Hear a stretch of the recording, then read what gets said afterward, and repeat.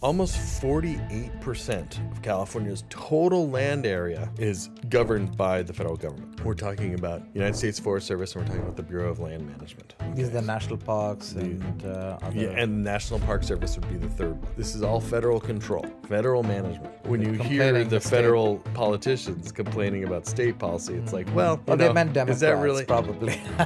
It's true. Gotta be there, I'm losing my cool, I'm on the edge, something's taking over me, I'ma be down on my knees, you know I'm ready for this, you keep me begging for this. This is the Ocio show with Rahul, where I have deep conversations with interesting people on topics that are meaningful, slightly personal, and perhaps controversial.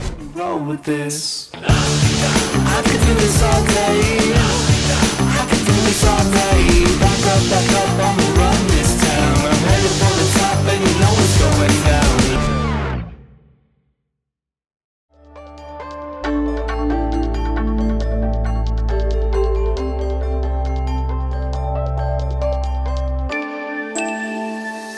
Welcome to the 13th episode of the Ocio show with Rahul. We have Obi Kaufmann here. He is an author and artist of California Field Atlas series and a naturalist. So welcome to the show, Obi. That's right. Yeah, Rahul, thank you so much for having me. Yeah. I'm happy to be here. Yeah. So in the first segment, we're going to cover, Obi, you as a person. So you have extensively written about California, you've fallen in love with California. How did that happen? Okay, Obi the person. I fell in love with California. I'm not exactly sure if that's how I would describe the process. Or was it more of, hey, I live here and I want to learn more about California? Is that how what drew you into? That almost gets to it a little bit more. It's almost like this idea of where you are from indicates something of who you are and what that might mean existentially, philosophically. How do I be from California? And why is that longing so deep inside of my own heart? What is this? What does it mean to be from anywhere? It's not some sort of destination that I'm going to get to. It's like, finally I'm from here. A lot of people do that, right? From East Coast or from around the world. They're like, hey, California, baby. And they end up in California. Right. Well, my mother was born here. Her mother was born here. And yet I still feel like I'm settling this place. I still feel like a colonial power somehow. Sure, yeah. And I still feel like my mind is colonized. How do I decolonize my own mind from these overtly European traditions towards really being in conversation in a reciprocal relationship with this thing that I've come to, as you say, love, fallen in love with, this thing that I love more than any other aspect of the phenomenological universe, the more than human world of California. California's rich, world-class portfolio of biodiversity. And I looked at the history of origin of people living in California, and basically everybody goes back to the savannas of Africa, and then there was a migration from Africa back in, I don't know, so many years ago. Oh, sure. If you go far enough back, we're all Africans. Far enough. So if you go really far enough back, and then everybody's from Africa, sure.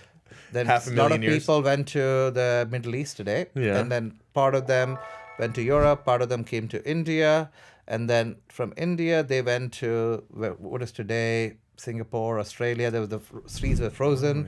They went to Australia, that got populated, and some of them went up Russia, China, Russia, and then the Bering Sea froze. And then they came over to North America through Alaska, came down all the way to Canada, all the way to, and then through the Panama Strait, went down to South America. So if you look at it, we are all from not California. We are probably from Africa.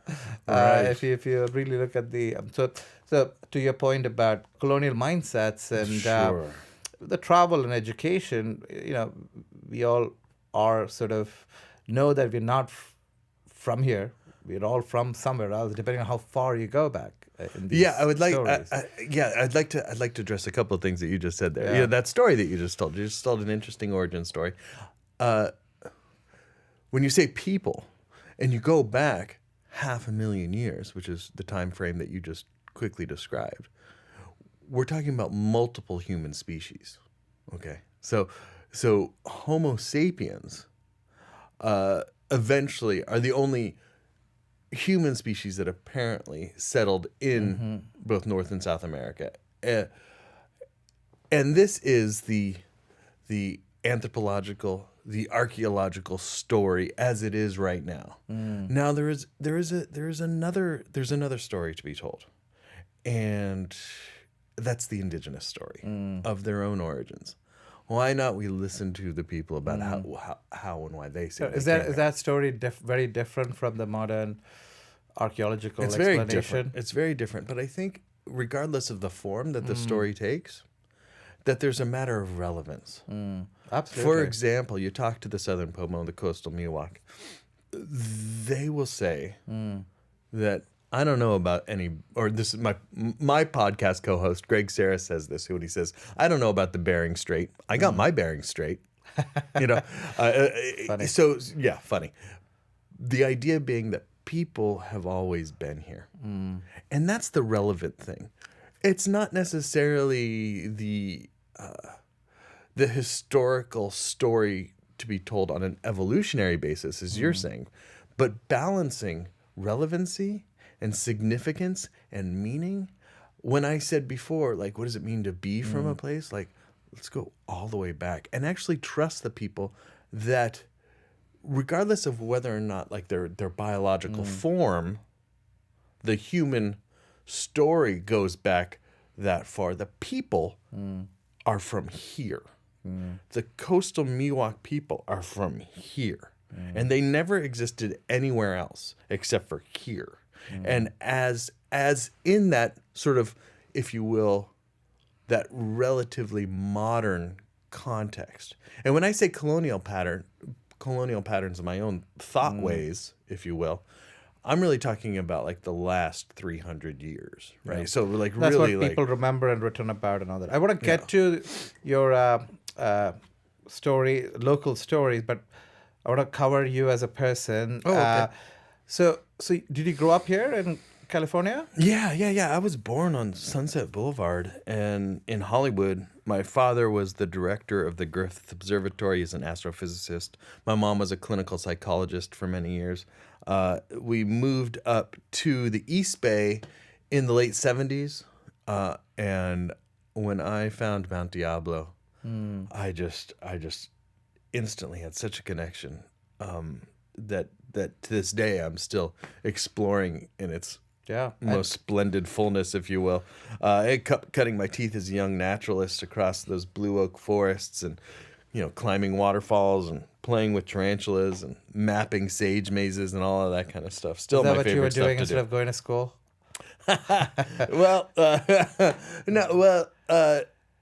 My schooling was interesting. My father was really all about.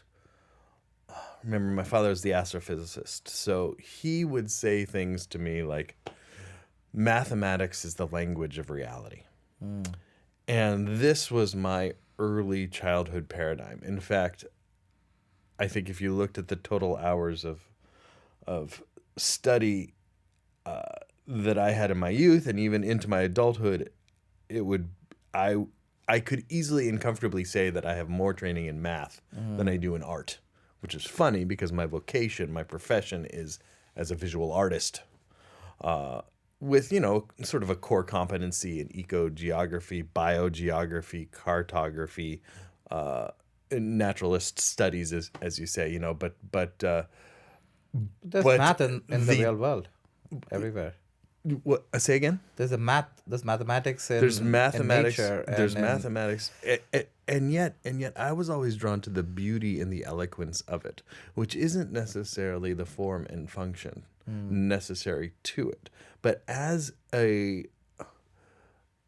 pathway of epistemology, as a truth way, as a way to actually gain insight into the phenomenological universe, mathematics is a very beautiful, concise, elegant form of what amounts to as poetry.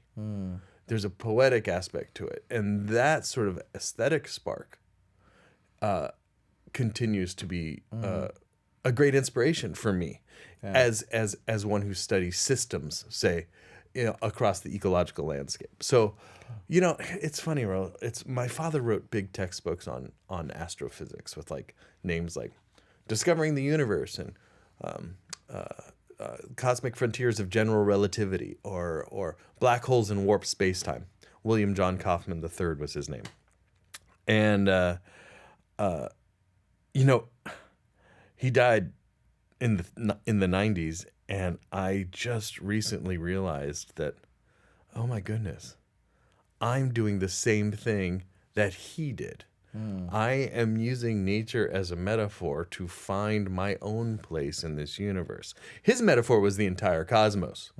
My metaphor is just 100 million acres that is the land area of the California floristic province. What they say about travel is like we travel the world to discover the world, but in the process find ourselves.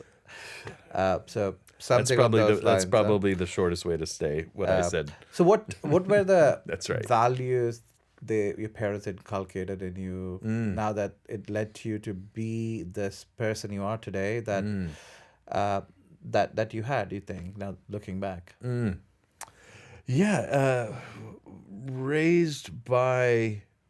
remember this one moment in the car. My father was driving. My mother was in the passenger seat. I'm in the back seat, and probably about 10 years old, in a moment of I don't know, particular inquiry, childhood inquiry. I said something to the effect of like, I wonder where truth is hidden in the universe. Where's truth? And almost as if they were expecting the question to be asked, they both said at the same time. My father said physics, and my mother said psychology. And Thank you for laughing. That's funny. We still laugh about that, right? Yeah, that's cool. So that's probably a good insight into the sort of the recipe that I've got going on in my brain. Between and the way I would translate it these days, like if I were my adult self sitting in that car, and I was able to throw my third answer in there, I would probably say story. Truth is in the story that we tell. And that story that we tell, very different from the argument we make, right? The story that we tell about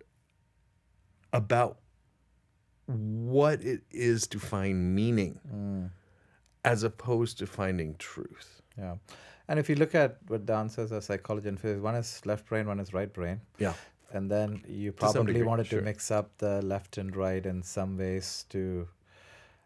that's the ideal balance in human beings. Oh, now we're talking about something like consilient theory or something, bringing together these overlapping... Like a yin and yang, sort of the left and right, and the hard and soft. Sort of I like that. Right? The meaning is in the interface. Yeah, like them, like they don't even make sense on their own. Truth doesn't exist without this physical form and world and body. Oh, very good. But just the physical form is not enough for us to find meaning, right? So I thought it was an interesting. So you went to school in East Bay. And then high school, and then college I went to college at UC Santa Barbara. And did you study anything specific related to what you're doing? Well, the great thing about the university system is you can study a great deal. I got into the school as a biology major. I left with an art degree. Because part of that was because it's funny. It's actually a similar trajectory that I have now in my books, where I start with this want, this need, this compulsion to study, quote unquote, nature, and I end up studying the human who is studying nature. So that's sort of a mystic secret to all my books. Like, these books aren't necessarily about nature. It's about me deciding for you what might be important to pay attention to in nature. So they're more about me and the decisions that I've made than any other subject. Oh, of course. Your book is always about you first. Then I think it's about all the other stuff that I think that's a kind of counterintuitive truth, though. I don't think it's readily obvious. Yeah. where all did you travel when growing up that influenced you in sort of the work you did? Some of these travels with parents or without, or with school. What do you think? Yeah. Well, backpacking is the thing. It always has been and always will be my first love, my greatest activity. Getting out and walking. Even to this day, Rahul, it's like I do kind of 4 things every day. It's like painting, writing, reading, and walking. And there's almost like this synesthesia effect, like where all 4 become sort of like routine and equivocal moments of my own practice, where I even paint from left to right as if I'm writing. And then writing, the calligraphy and whatnot, is a practice of pushing fluid around on paper inside of a picture plane to come up with the most fortunate composition. Does not that sound like painting then? Or reading becomes an act of walking as your mind is traversing thousands of miles of printed ink on the page, right? Or even walking then as you're walking through the forest and feeling the chapters unfold through this subtle narrative written across the landscape, so those kind of moments where one thing becomes another thing is Do you catch yourself moments of deep gratification. when you walk through some of these trails? Do you see yourself like, oh, I have some great ideas, let me like record it in my voice recorder and then go back, so this is my next content for the book? I'm an analog guy for a lot. I still carry around books. I really like the discipline Feel of papyrus. That's right. Right. But yeah, I do a lot of voice memos too. Okay. So after college, what was your initial career? What did you get into? Well, I spent several decades trying to figure out what it was to be a gallery artist. My paintings were a lot different than they are these days. My paintings were big, moody pieces, really thickly applied oil paint, often with spray paint also. I was in my 20s and 30s was interested in a whole realm of psychological pathos that really in my 40s I let go of, or my late 30s and my 40s let go of to some degree. And this was partially brought about by this renaissance of backpacking. My favorite adolescent activity now became my favorite adult activity again. And it wasn't until finally, like with the publication of the California Field Atlas in 2017, when well, it was probably before that when I got the book contract in 2015 and started really going full tilt towards this new endeavor. And it was probably a couple of years before that I really put down the oil paint, picked up the watercolor brush, and really got nerdy about properly rendering wildlife, right? Species-specific wildlife, counting the number of feathers on an eagle wing.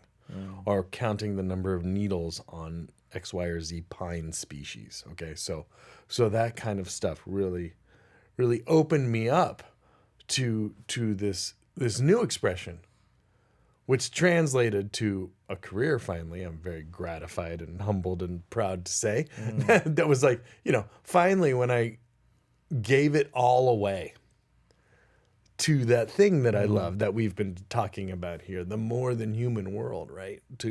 Gave it all away.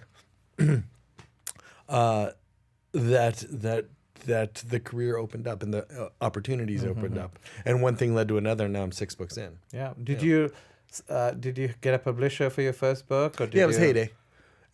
So Heyday is this great little outfit out of Berkeley. Been around for 50 years now. Started by Malcolm Margolin, who wrote The Ohlone Way, which is a classic book. If you're hearing this and you live in the San Francisco Bay Area, or you're curious about indigenous California culture, this book is indispensable. Notes, yeah. What's that? We'll put it in the show notes of the show. Oh, yeah. Okay. Very good. Yeah. So this book launched the publishing career of Malcolm Margolin, who ran Heyday for many decades. He's the publisher emeritus now. The new publisher is Steve Wasserman, and he's become a good friend. So the publisher is the head of the publishing house. The publishing house is called Heyday, and that's out of Berkeley. And they have an incredible stable of authors and poets from across a broad swath of California demographics, and I am just so proud to be among that team. And so they trusted me. They trusted me in 2015 that I could do this new thing. This, the Latin word for it would be sui genera, and sui genera means like of one. There's only a genre of one, if you will. Like the Field Atlas is something that I invented to describe this particular character of California that I saw underrepresented in the stories being told about what California ecology actually was and is on a popularized level. Would it start off more as a illustrative book, or was it more facts and figures, or was it that's more an interesting question. a Go back story? to go back to how it all started. At first, to be completely honest, I didn't know what it was going to be. Like, I knew that I wanted California on the cover, and that you were going to pick up this big fat book, and that every page had to drip with color and soul. And so now I'm going to celebrate California's biodiversity, and then I'm going to translate that to biogeography. Where and how are these patterns of life configured across the as plant nerds call it, the California floristic province? And then you see, I had no idea of how it was going to be organized until later in the editorial process. And that's finally when I said, I'll just going to organize it around earth, air, fire, and water, around these platonic elements, and how these massive living systems coalesce to inform this reality of realities, this beauty of beauties, this California that I can't get enough of. So, also growing up, are there some hobbies that you had that you think contributed to who you are as a writer and person as well? To some degree, it's funny. I have always been a huge fan of Lord of the Rings, Tolkien, right? So, in my first pitch deck to my publisher for my first book so many years ago, I actually had included that map that Tolkien begins the Lord of the Rings with, and I think everybody's familiar with it. It's a hand-drawn map of Middle Earth, his fantasy world, right? And you had all the trees over here in the forest, and you had the mountains over here. And I said, I can do this for a real place that has more epic adventure, more romance, crazier monsters, and it's all real. It's called California. And so that context of this surreal, and I mean by that super real attitude towards this particular subject matter, this thematic structure that I'm so drawn to, was really found its roots in fantasy literature. Yeah. So fantasy literature, you read a lot of it growing up. Oh yeah. And that sort of inspired Still you do. to sort of kind of do what you do today. Any cool projects or passions that you embarked on when you were younger that sort of led put the cast for the stuff you do today? Well, there was always the want in me to engage some sort of core expression, some sort of joyful reciprocation with my community. And I think how this manifests these days is sort of my use of the word poet and poetry. This idea of a poet not being necessarily someone who engages in handwritten verse, say, but someone who can really envision a creative environment and share that vision with their community. So poetry might be, at this point, I'm thinking poetry can be there's a poetry of cooking, there's a poetry of teaching, certainly a poetry of painting, that kind of thing. But when I was younger, you know, it was about playing music and rock bands and stuff like that. And realizing at some point, probably when I was about 25, 30 years old, that I had to choose one artistic road or the other. And I let go of the live performance. And this might be, again, deference to behaviors that were instilled in me by watching my father write books, right? My last question on this segment would be the person as, do you think, based on all the books you've written, there's a movie in there somewhere? That's interesting. A movie, you know, movies are whatever a movie is these days. Or a feature film, or like yeah. There's a couple of short films that have been made about me and my work. One of the ones that I'm very most proud of is this short film called Walking with Wade and Obi. And Wade Crowfoot continues to be our the Secretary of Natural Resources in Sacramento. And he has one boss, the governor, and he has 13,000 employees in the Department of Natural Resources. That's Cal Fire, that's Department of Water. It's a number of different agencies. And he and I have become good camping buddies. And Walking with Wade and Obi, where we go on a camping trip and we just, after a long hike, we jump in some rivers and some creeks together, talking about matters such as water and fire, as we're going to get into later in this conversation. And the night ends with beers around the campfire, discussing how beautiful the future can be. And where can people find it? YouTube? It's on YouTube. Yeah, a number of these. There's been a number of films about my work. Never anything like anything feature length. That's not. I am such a bibliophile. I've got a deal for 3 more books, Rahul. I got work to do. I'm booked for the next 5 years. We're gonna see how this Hollywood goes. producers watching, maybe there's some story of California in there. Huh? On that note, we'll end the segment 1 and we'll come back to talk about California fire systems. Okay.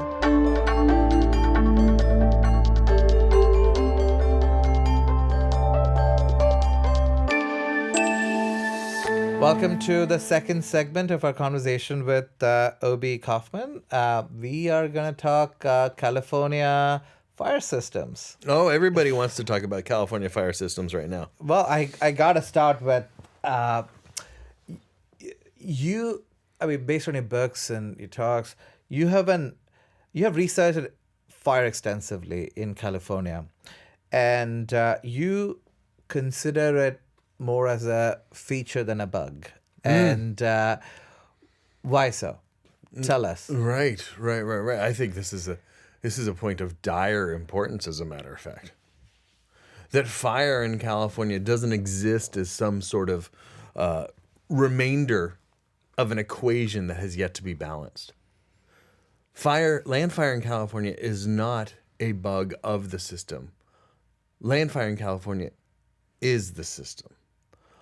All arboreal habitats and grassland habitats in California have a relationship to fire, either adapted to or dependent upon the regular return of fire as a nutritive element in the landscape, as a disturbance factor that actually engages a succession cycle, an adaptive cycle that frees niche resources such that the ecosystem can continue to be abundant productively abundant. Yeah. It's almost like it's as essential as like a volcano that actually erupts and then makes that land fertile. And it's not, whether we want it or not, it's going to happen. That's the nature. Oh, sure. of Okay. Earth. So you're talking about soil generation. So, I mean, in a similar way, maybe people should think about fire as opposed to, hey, we're not managing something properly. Well, as right? a geochemical force, that's exactly what fire does. Land fire, combustion fire, as opposed to geologic fire, which is Yeah. what volcanoes represent and supply. What land fire does, the burning of organic matter and hydrocarbons across the landscape, actually shocks the ground with these different chemicals, including nitrogen and phosphorus and potassium. The list goes on and on. This is fertilizer. Yeah. That's why so many trees in California won't actually drop their seeds until They have the until they have temperatures exceeding 450 degrees. Yeah. What do you say to people, especially the federal government today, who are saying we're not managing something properly because of which there are more fires? That sounds like a political scapegoat to me. Okay, so in order to properly address that issue, as you say, that criticism, that management, we have to understand fire as a fundamentally different character than how it is portrayed so often in the media that we all consume every day. Yeah.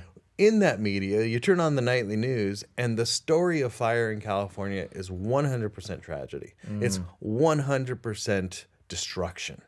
This is what fire does. The vocabulary is full of decimated landscapes. Forests are ruined. And of course, to our eyes, seeing that gray landscape is apocalyptic, right? Like it's we've seen apocalyptic. these, movies. That's right. That's right. But that's not actually what's happening. Yeah. Inside the chemical reality of the ecosystem. And it has always happened for time immemorial, and probably will happen for time immemorial. Or you think somebody's going to wave a magic wand and stop all of this? Oh, good God, no. Or should not, maybe not even attempt to stop it. Well, there certainly has been attempts. Okay, so let's look back historically for a moment. 115 years ago, in 1910, there was something called the Big Burn. And the Big Burn scorched an area of 3 million acres in 24 hours up along the Canadian border. And this spurred the United States Forest Service under the director of Gifford Pinchot, a forester who is trained in Europe as to what a forest actually was, right? Not understanding, as we've been talking about here, that in California, much different than, say, in France, fire has a completely different relationship to the land, to the biota that exists there. And so the idea was, the science at the time, at the early 20th century, was, as you say, wave the magic wand.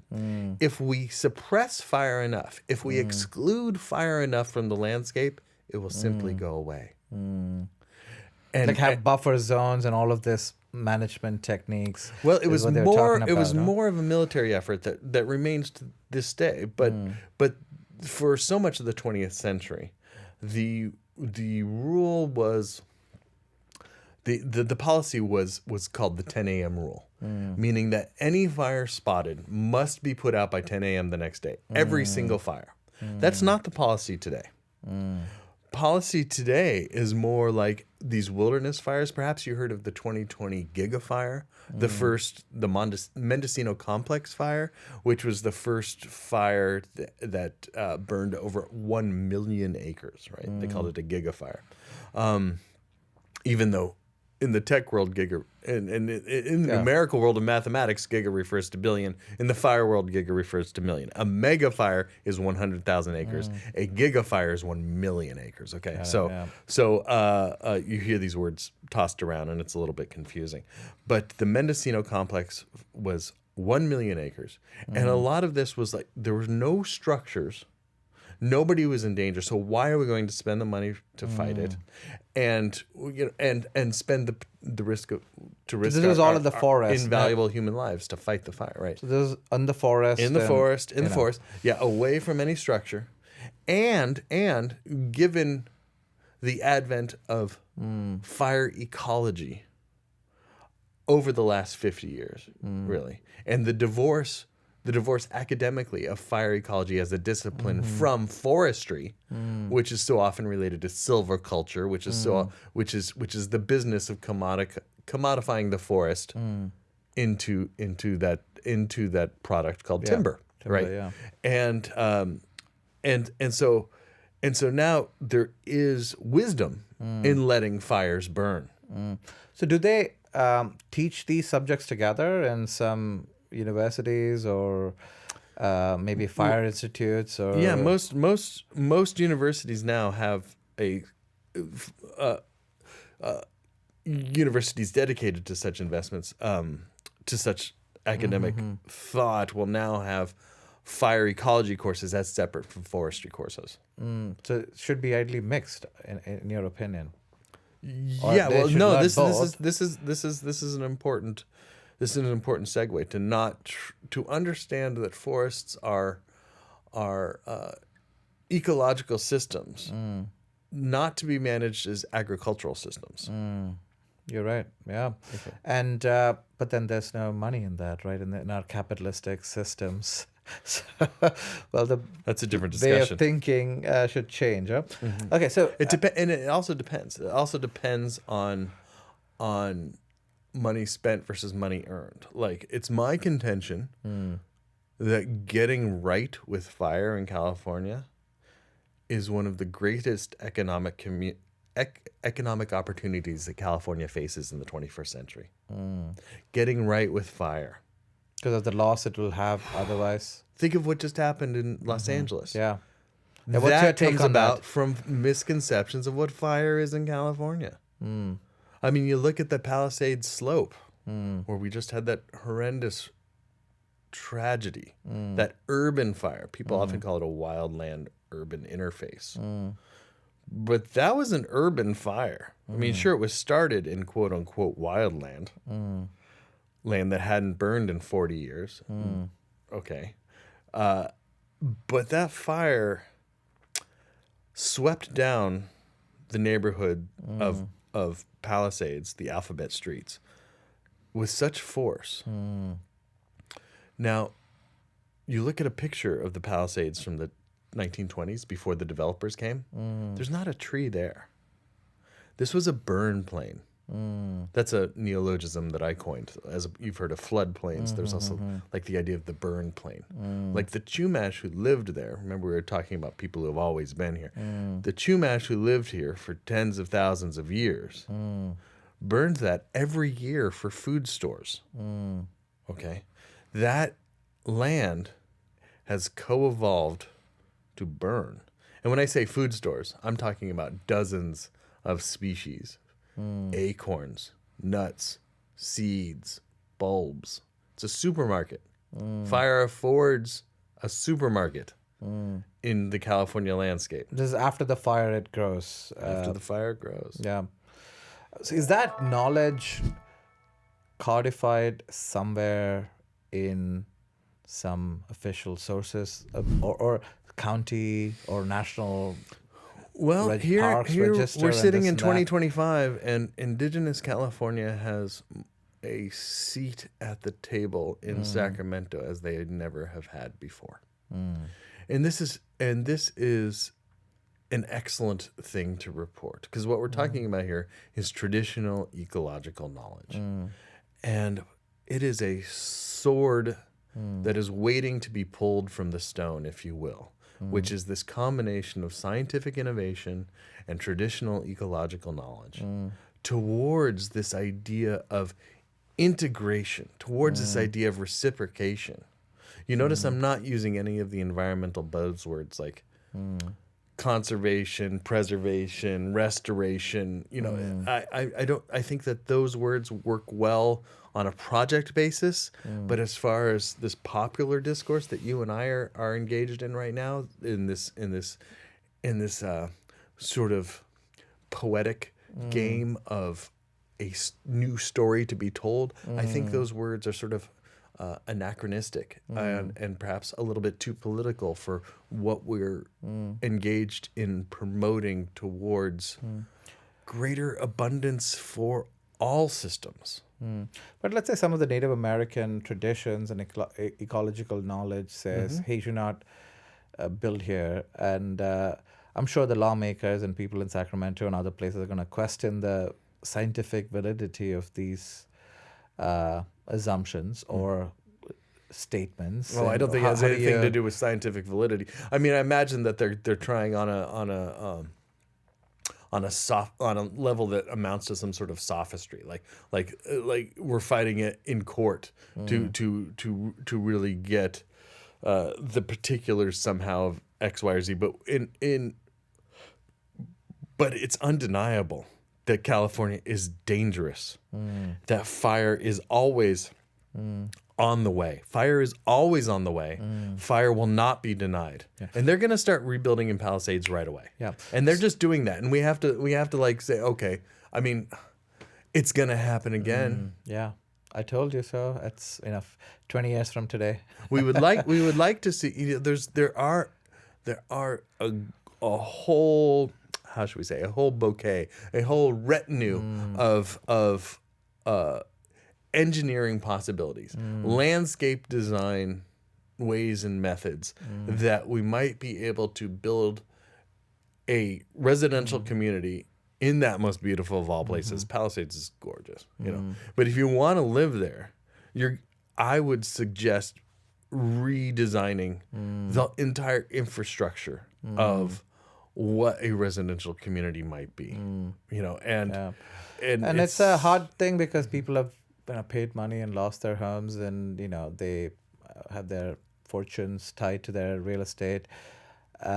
What you're suggesting is an alternative way of maybe if there are 100 homes there, maybe we should not build 50 of those homes, and maybe they should build somewhere else. I mean, to put it bluntly. Rahul, you bring up such a good point. You said you used the word "we" a couple of times. My book, this latest book, State of Fire. It's funny. I've decided not to use the word "we" at all in this book because there's so many different perspectives, and we should not build there. Well, what are we talking about? We're talking about the real estate industry, and we're also talking about the insurance industry. In California, those two industries account for about 40% of California's nominal GDP. And California's nominal GDP right now is at close to $4 trillion. And so we're talking about $120 billion a year. No, I'm sorry. We're talking about $1,200 billion a year. We're talking more than $1 trillion in business, real estate, and insurance. I think it needs to be top down. It's not something that you and I are deciding. This is about the real estate industry embracing this economic opportunity. All over the state, people's home insurance is getting pulled. For the new construction, totally understand. Yeah. But if, let's say, I'm a homeowner whose home just burned in the Palisades fire, and I have a piece of land still, but I don't have a structure. Yeah. So now what do I do? Right? Do I build it in the same place? Do I sell it for 30 cents on the dollar and then move to somewhere else and build it? Or should the state dictate where this should happen and compensate the people for rest of the money? Like, it's a complex equation, right? Like, what do you think about this? I have dozens of friends right now. I mean, as you and I are recording this here at the end of January, it's like I have dozens of friends who just lost everything in Altadena and Palisades, and it's the terror, the trauma. It's just irreconcilable. I'm still beside myself, and so now having to, being a property owner in that position, like, so what am I going to do? What is my relationship to this place? I have so many friends whose homes, beautiful arts and crafts style bungalows, built 100 years ago out of wood. I would encourage you not to rebuild that house the way it was built. There are so many interesting examples of fire hardened architecture that survived these fires. Like Tom Hanks's home actually survived the fire, and you can see it's black everywhere all around his home. But it was designed with hardscaping out 150 feet with walls. Concrete walls, with a rock roof, not a shingle wood shingle roof or something like this, right? Or an asphalt roof, So fundamentally, landscape design is of monumental importance if we're going to do this again, and I'm sure we're going to do this again. A lot of the push and is just to get in there and start rebuilding, and without a thought, it will be happening again. Yeah, but at least I don't. Yeah, in an ideal world, we would be thinking, hey, among these thousands of miles that has been burned, maybe we should redesign some zones to let the fire run and then not have homes in that particular area. But otherwise, for the rest of them, just make it more resilient, building architecture. But that's the other problem in California, right? If you don't, we build with wood because of it's an earthquake zone. Now, if we build with hard stones and all that, how will it? Now we've got to be seismically retrofitted buildings as well. So how do you play between fire and earthquakes? Is that a? We've got some quality engineers out there that can figure out seismic conditions, seismic reinforcement along with fire hardening. I think that we can. I think that we can straddle those two worlds. Okay. But I think, as you mentioned, letting fire.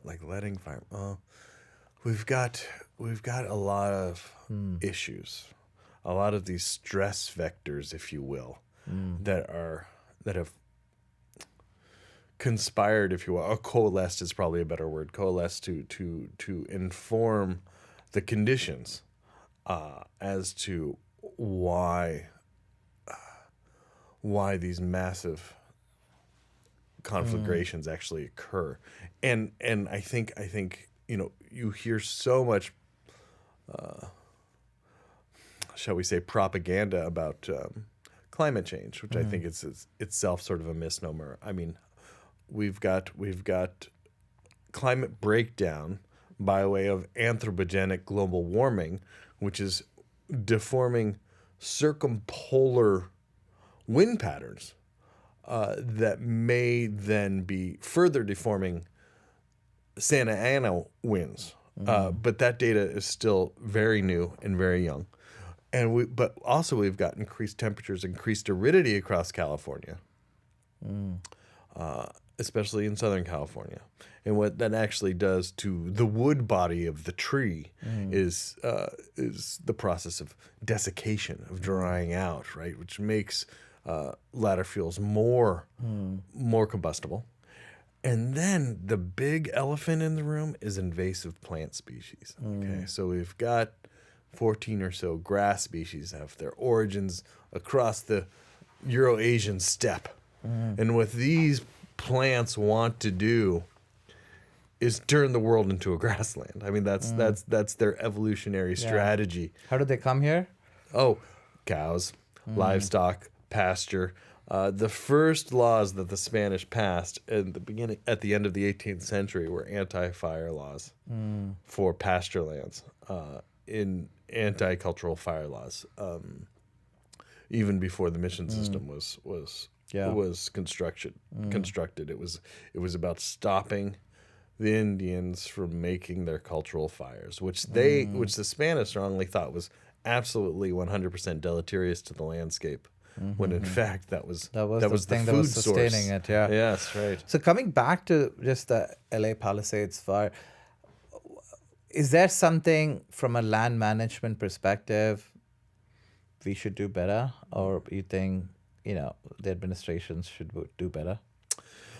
Yeah, there's a great deal of things. Okay, so you have to understand that when you're talking about land fire in California, there's really two Californias, Northern and Southern California. Across Northern California, there's a great fire drought. Remember, I was talking about fire exclusion policies across the 20th century. Pre-contact fire regimes were upwards of 6 to 10 million acres a year in indigenous in a mixed severity mosaic burns across the landscape. This is how California co-evolved with fire, the human application of fire. California burns because of decisions that people make. It has always been this way. Oftentimes that manifests as decisions that humans don't make.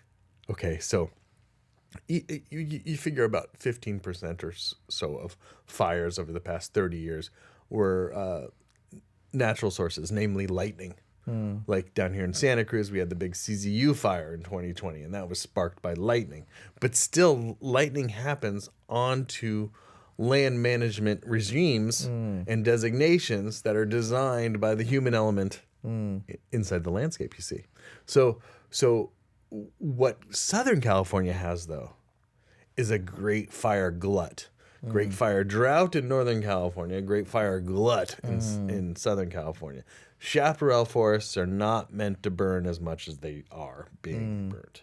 And so now it appears that the Altadena fire was started by high-tension electrical lines that sparked in the Santa Ana winds. And so burying the lines is something that our public utilities can do. PG&E is into it right now. I guess they've done about 1,000 miles so far with a goal of doing 10,000 miles of buried lines. Yeah. Buried lines, I mean, it costs a lot. It's like $3 million Yeah. a mile Yeah. to bury these lines, So that's why all of our rates are going up. Yeah. I Personally, I would like them to bury all the power lines in San Francisco too, because it looks better. But I but agree. sure, I for agree. other reasons as well. I know. It's I expensive. mean the aesthetic improvement. There's infrastructural issues there. It's actually a totally different matter,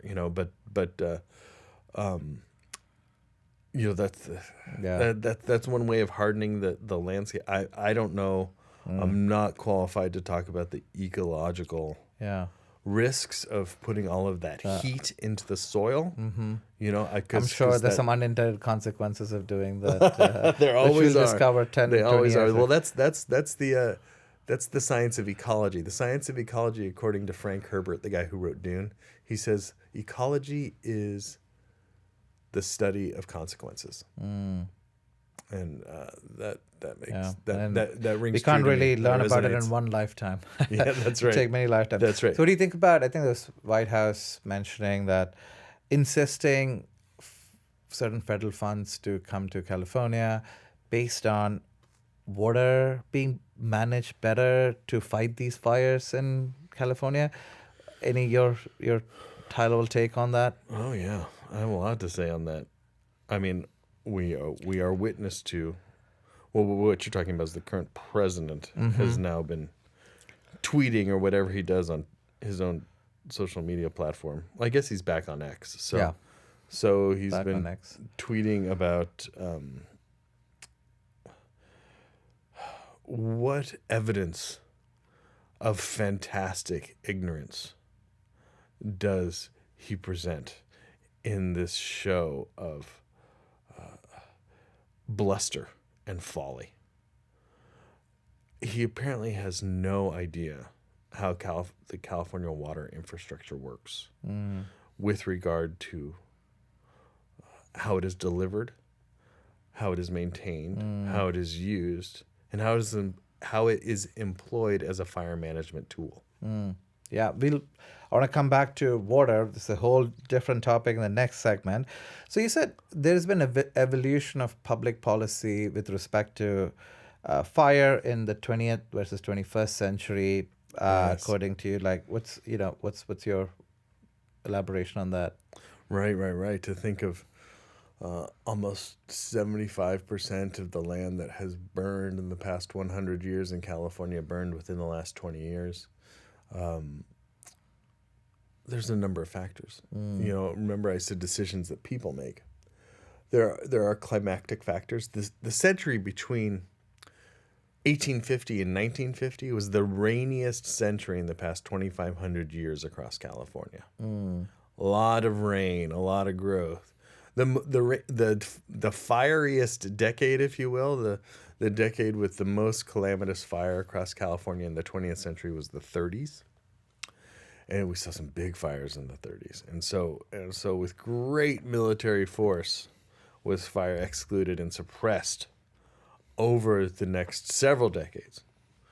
And then what you have there is just a postponement. A fire suppressed is a fire postponed. It's going to happen. It's just It's not a gonna matter happen. of if, but But now without of when, no? without fire, you get this cascading effect across the landscape, bro. If I can't elaborate, it's like you get these overpopulated, water-stressed forests, okay, that need fire. There's a covenant that has been lost between people and fire on the landscape. As if like the trees themselves, you go to the southern Sierra Nevada at 4,000 feet and you get like an old growth ponderosa forest maybe has 40 stems per acre. Now it's over 1,000 stems per acre, right? And they're all about like 6 inches diameter breast height, DBH, which is how foresters measure trees, you know, and they're all, and what you get there is these incredibly virulent vectors then of arboreal diseases. You get fungal blights. You get, a stressed tree emits a pheromonic megaphone towards all of these beetle species that then propagate in huge numbers to kill tree after tree. So now you have this overpopulation of just dead trees that are little more than now kindling, waiting to go, right? And so given that calamitous equation, that calamitous cascade of effects, it's like we see more and more counterintuitive truths. Like in the 21st century, this act of like getting right with fire will be encountering this great axiom that with more fire comes less fire. If you can wrap your brain around that one. More fire means less fuel for tomorrow's fires. Yeah. And do they have a policy of actually doing contained fires in California or other parts of the U.S.? Yeah, absolutely. Both CAL FIRE does and the United States Forest Service. They don't use the word contained fire necessarily. They don't use the word controlled fire, but these are more like prescribed burns, which I think is a more apt vocabulary to approach these ideas. Like how many acres burn in that? Well, CAL FIRE, for example, always has a goal of burning about 500,000 acres a year. And rarely get over 50,000 acres. And there's a number of reasons for that, including weather windows when fires might be appropriately and safely started, managed, and extinguished.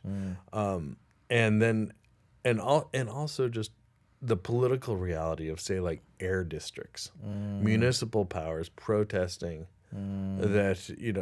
protesting air quality towards CAL FIRE, which is an automatic deferment of the application of those fires. So we've got, but when it works beautifully. I went up to a burn last summer in the Stanislaus National Forest, and these are big operations. You get like 600 fire practitioners, big class 5, class 6 engines on these little tiny trails and above the town of Sonora. And so you got to keep those forests clear. And then what you get through the application of fire is like almost like this analog, this simulacrum of old growth conditions. You can actually see through the forest, if you can imagine that, right? Because there's less trees. All the little trees are taken down by fire. And that's what fire does, as opposed to like, say, logging or mechanical thinning. It's like fire will leave the big and take out the small. Survival of the Logging fittest, will huh? take out the big and leave the small. Yeah. So it does exactly the opposite of what you want it to do. But that was 5,000 acres, and that kind of thing needs to happen more and more. But trying to get the funding for it, that's a whole different issue too. So when it comes to fire, is it a state policy or agency that manages it, or is it a federal agency policy that manages these things? Well, the answer lies sort of in land designation. So they work in tandem, and yet almost 48% of California's total land area is governed by the federal government. We're talking about United States Forest Service, and we're talking about the Bureau of Land Management. These are the national parks and other. Yeah, and National Park Service would be the third one. Okay, Mm. so this is all federal control, federal management.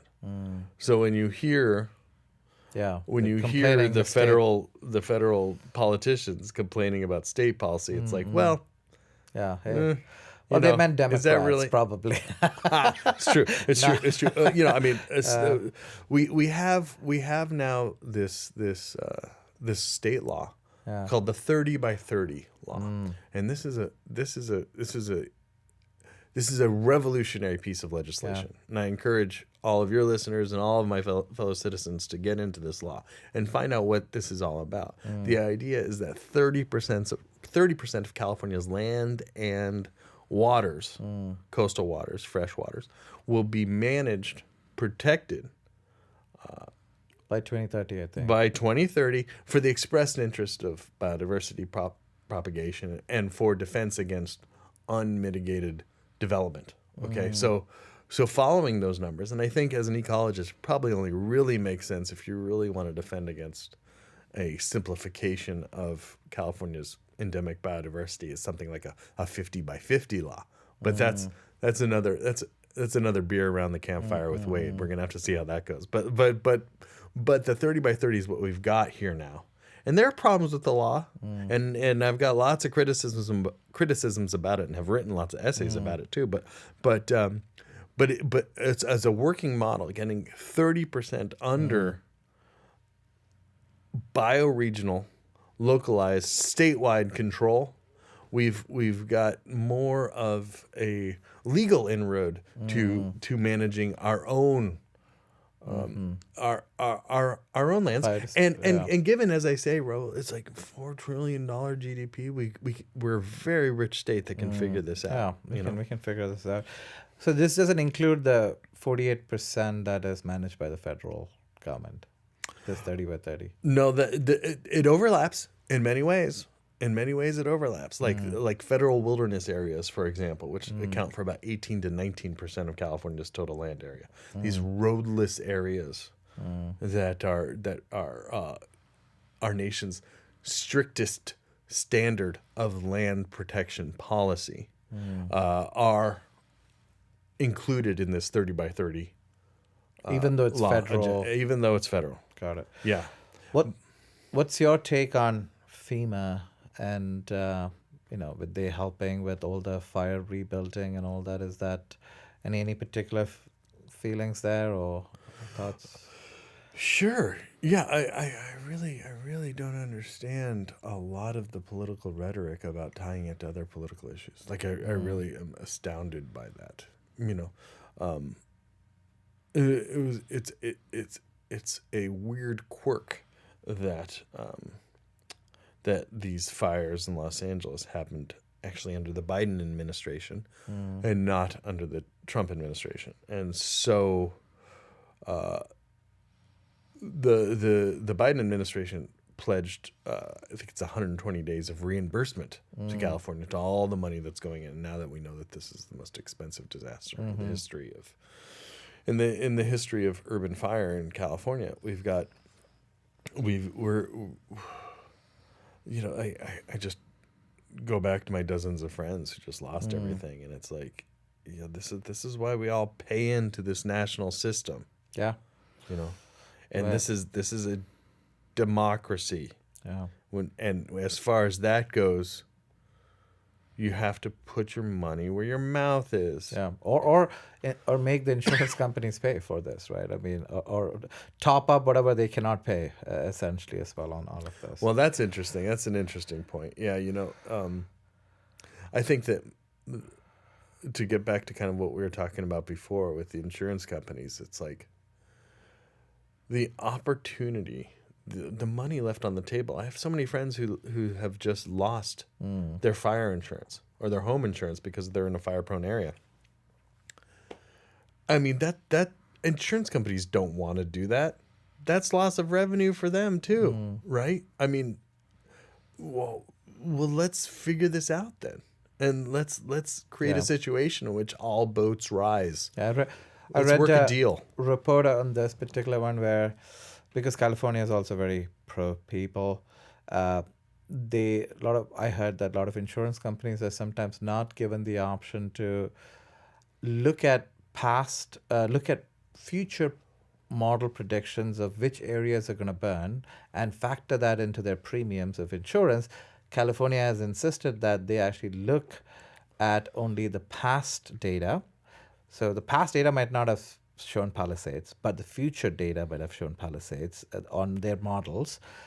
They are just changing it as of Jan. They signed a new bill, which means at the end of the day, for-profit companies have to pass on the risk to somebody, essentially. But now, in the past, but they could not, and they're like, okay, you want to do business in California? Either you pull out or you not do these rate increases. Oh, that's interesting. So then people are like, hey, you guys are being too tough on us. We're just pulling out. So now nobody's getting coverage. So there's a little bit of, I'm going to call it apparently I'm going to call it like common sense thinking sometimes in all of these policy decisions that, because ultimately we're a capitalistic country. Somebody gotta pay for, the collective stuff. Yeah, right? that's true. It's a very good point. Capitalists need that data. I think another one of these 800-pound gorillas in the room, and boy, do we have a lot of 800-pound gorillas in the room, is artificial intelligence and the advent of AI.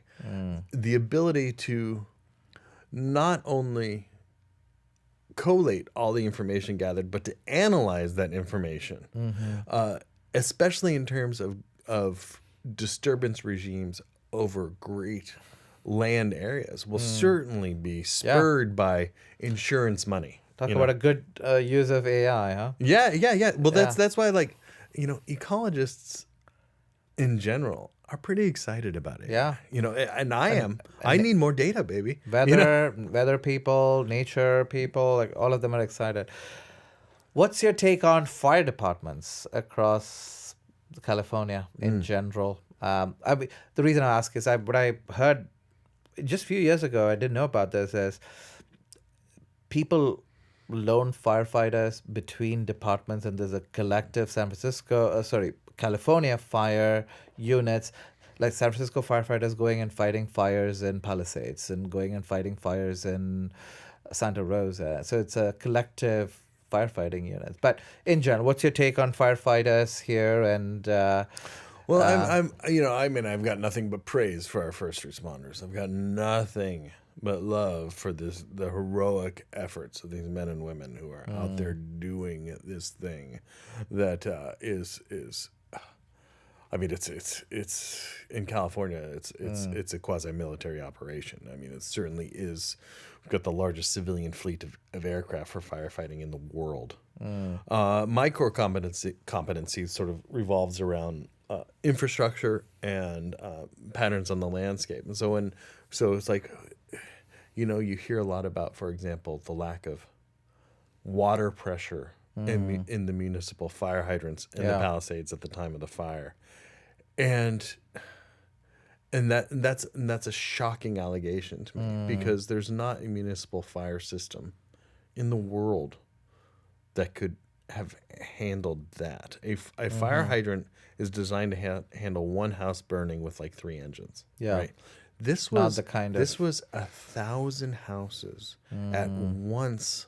Over 1,000 houses laid down with a blowtorch at 1,500 degrees. You have to understand that these houses didn't burn. There was a flashover effect. Most of these houses vaporized. They were gone before. There was no fighting this, especially with municipal fire. Yeah. That's not what fire hydrants are about. A fire hydrant is about fighting one house on fire. It's not about fighting a land fire. And so let's get these terms right. Let's figure out this infrastructure before we start blaming and pointing fingers. Maybe I was thinking, they might, in fire-prone areas, they will probably make it mandatory to have sprinklers inside the house and maybe outside as well, on a certain grade or level. That's common practice in many houses. And some of these who are really interested people who in fire opened the hardening. sprinklers and left Palisades and a few other places, they have survived. I mean, reading some of these stories. Yeah. So I was. But it That was also added to interesting. the incredible demand Yeah. that was on the system-wide demand that night was yeah. really overwhelmed. Yeah. Overwhelmed. What do you think about some people saying, "Hey, why can't we use seawater for fighting? Because do. Malibu and like do. right there." Did do. they? You think they did? Yeah, it's amazing to see the big planes come by and pick up the water out of the ocean and then fly it up. Yeah. Well, Yeah. we need more of that. That water is not going anywhere, so hopefully we have more of that. So, what should you think? What do you think should we, as a general public, change in our approach with respect to fire? Well, I tell you, Rahul, despite the sort of candid political nature of our conversation this morning, I am not on that spectrum of institutional thought. Okay, I think that there's a continuum from poetry, and again, remember how I described poetry, how I defined poetry. It's not about writing verse; it's about the vanguard of human language. As Shelley said at one point, poets are the unacknowledged legislators of the world. I'm engaged on that end. What the actual story is, not what the argument is, what the story is. Then you travel along this continuum of institutional thought, the spectrum, if you will. And on one end is poetry, and then you go through scientific investigation, because poetry is the realm of ethics. What's important to study, okay? And from that scientific extrapolation, scientific questions and methodologies can be then manifest from that original endeavor about what we think of as important, okay? And then from scientific inquiry, we eventually get to something like policy implementation and legislation, okay? So there's this whole process and this lag time too. That process really exists on a temporal field as well. So Yeah, this is what I think about robotics too. People thought about all these robots back in 60s and 50s, and That's interesting. they started making movies, all these science fiction movies, and then now people are like looking to those as inspiration to actually make real life robots. So I take some of your poetry similar, because people need inspiration. It's lighthearted to maybe we should put more money into studying these that's right. concepts. Even the reorientation of the story from California land fire as being wholly destructive to it being actually the system that all living ecosystems then co-evolved with over the past several tens of thousands of years. Human applied land fire. This is almost like good news. It's almost like being forewarned is being forearmed.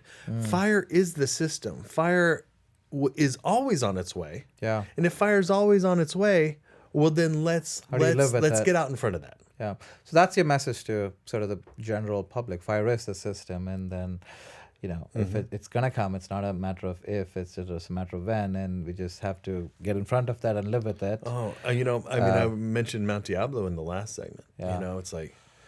It's like you listen quiet enough and you can hear the clock ticking. It's been a while since Mount Diablo had a good burn, or Mount Tamalpais, or Mount Mantara. Like these fires, like these mountains could use a fire in many regards. They could use the fire. Yeah. Remember I was talking about those forests that are overpopulated and water stressed, and fire acts as this cleaning agent. The only defense against, say, fungal blight, it looks like we're going to lose a lot of our sugar pines, if not all sugar pines, and five needle white pines is what they call them. We're going to lose them in the next 50 years to fungal blight because fire's gone. The reintroduction of fire is the only cleaning agent towards that ecosystem, and I use that word cleaning agent in poetic terms. Yeah. I mean, if we don't do it, it's going to happen anyways. Well, that's interesting. Yeah, like as if like parameters of homeostasis are on the move. The goalposts are being moved right now between stress and resiliency. how it is that successive forces in these arboreal adaptive cycles actually respond with adaptivity or with collapse. Yeah.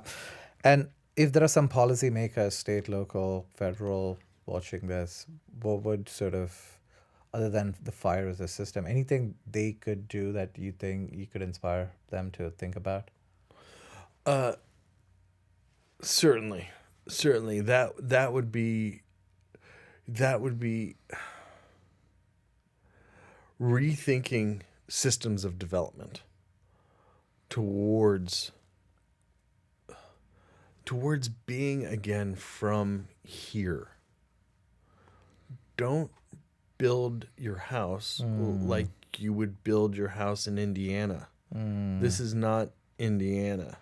This is California. And these fires, whether we're talking about the Palisades, whether we're talking about paradise, God rest their pleasure, souls. as our former president said it. What did he say? He went to paradise, and then he was doing a press conference, and he said, "Oh, those good people of pleasure, California." Pleasure. Oh boy. But Who was well, that, it's the Biden or same. Trump? He It was Trump. He didn't get the town right? Oh man, 89 Well, people yeah. died there. It's like, get it right, man. It's like that town. The trees didn't burn. So often it's not the trees that burn. It's the buildings that burn. As if we build our houses out of kindling. And trees, fire doesn't kill forests. The decisions that people make kills forests.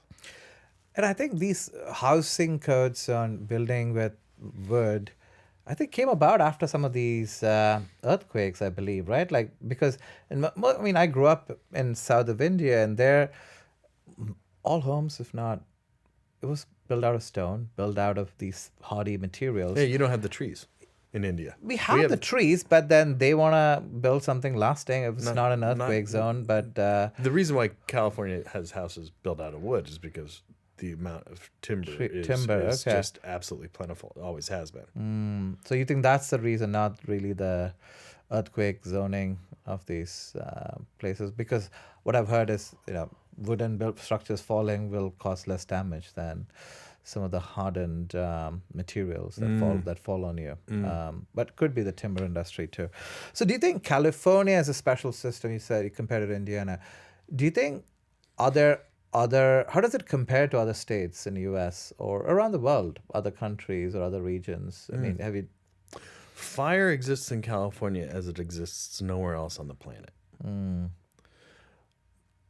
Given the ancient story of anthropogenic land fire, fire applied to the landscape for human utility, for ecological abundance, inside these modern configurations. And when I say modern, what I mean is that California in its current ecological configuration is really only about 6,000 years old.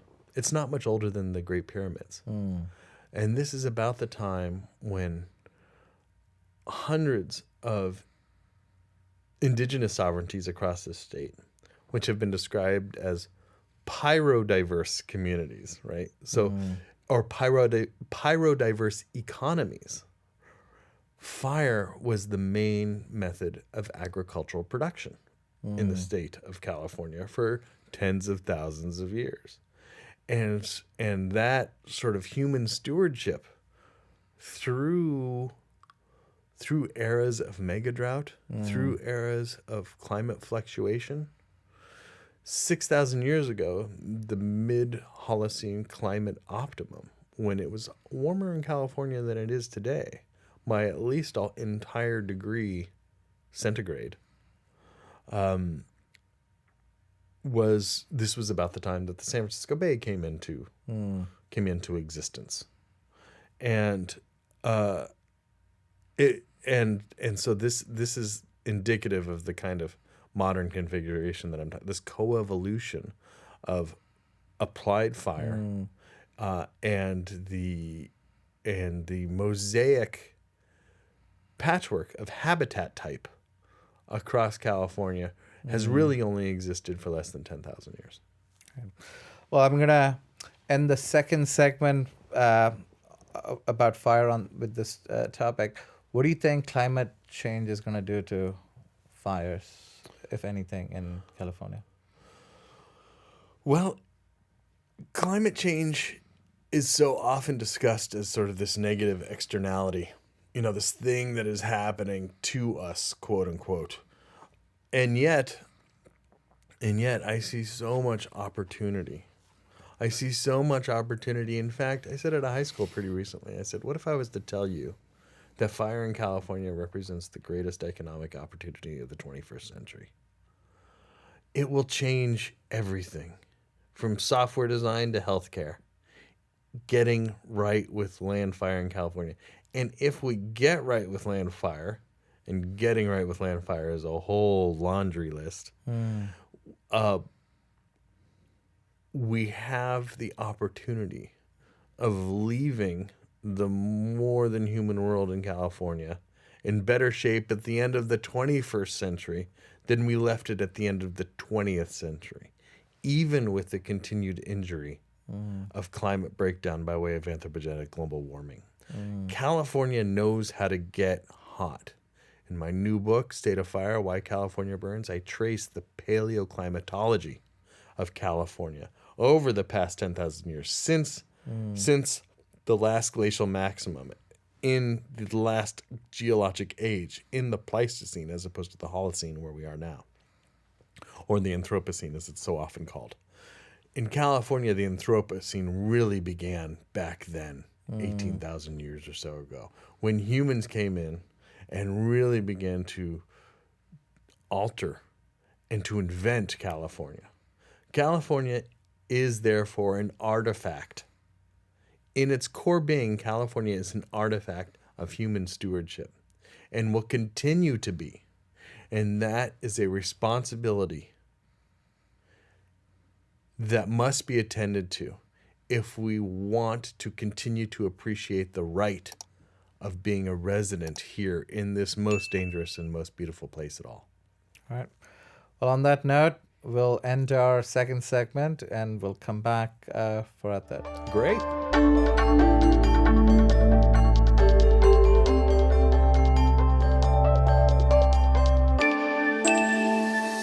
Welcome back to our third segment of our conversation with Obi Kaufmann today. We are going to talk California water systems. Yeah. After the fire, next comes the water. So I remember you giving a talk somewhere and mentioning about the water infrastructure of California.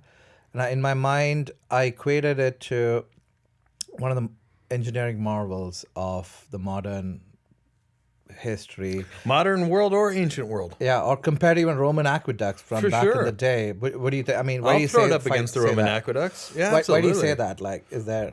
I mean, the amount of work that the California water infrastructure does every day, day after day, it rivals anything humans have ever done with anything anywhere.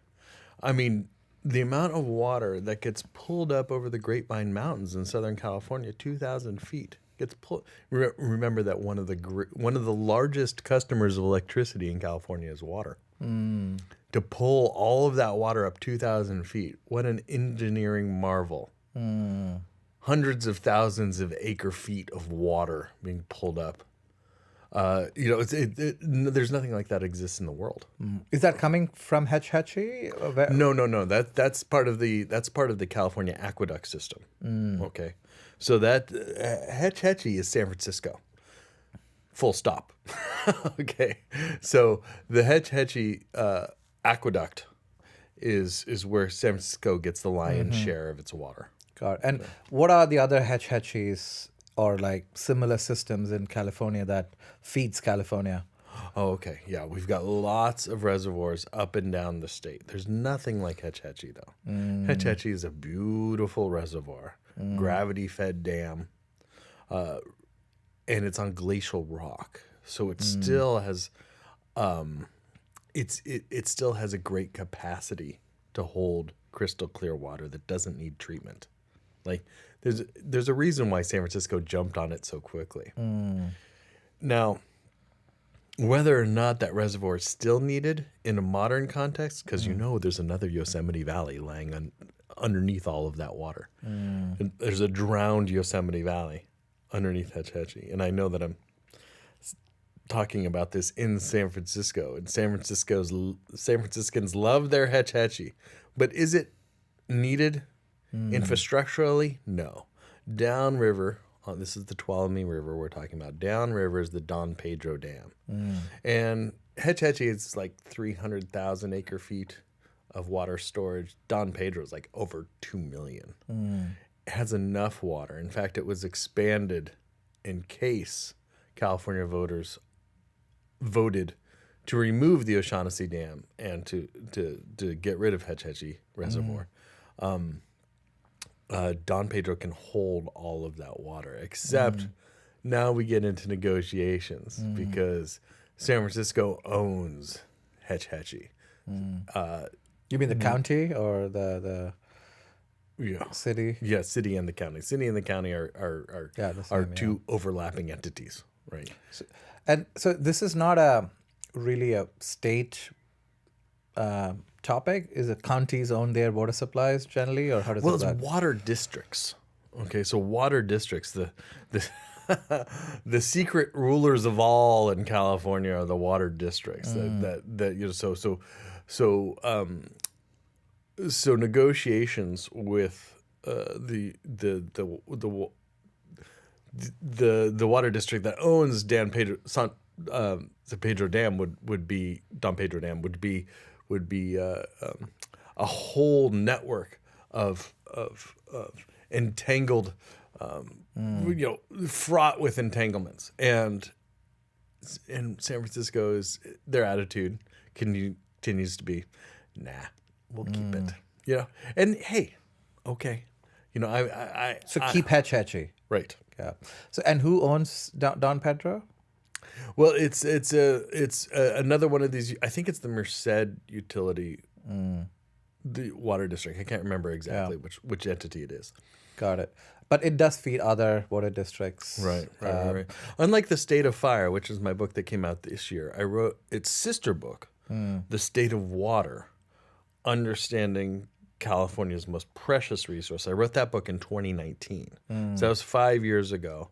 And that book is another one of these thin books. I think I'm generally kind of known for my big books. They're all like 600 pages or whatever.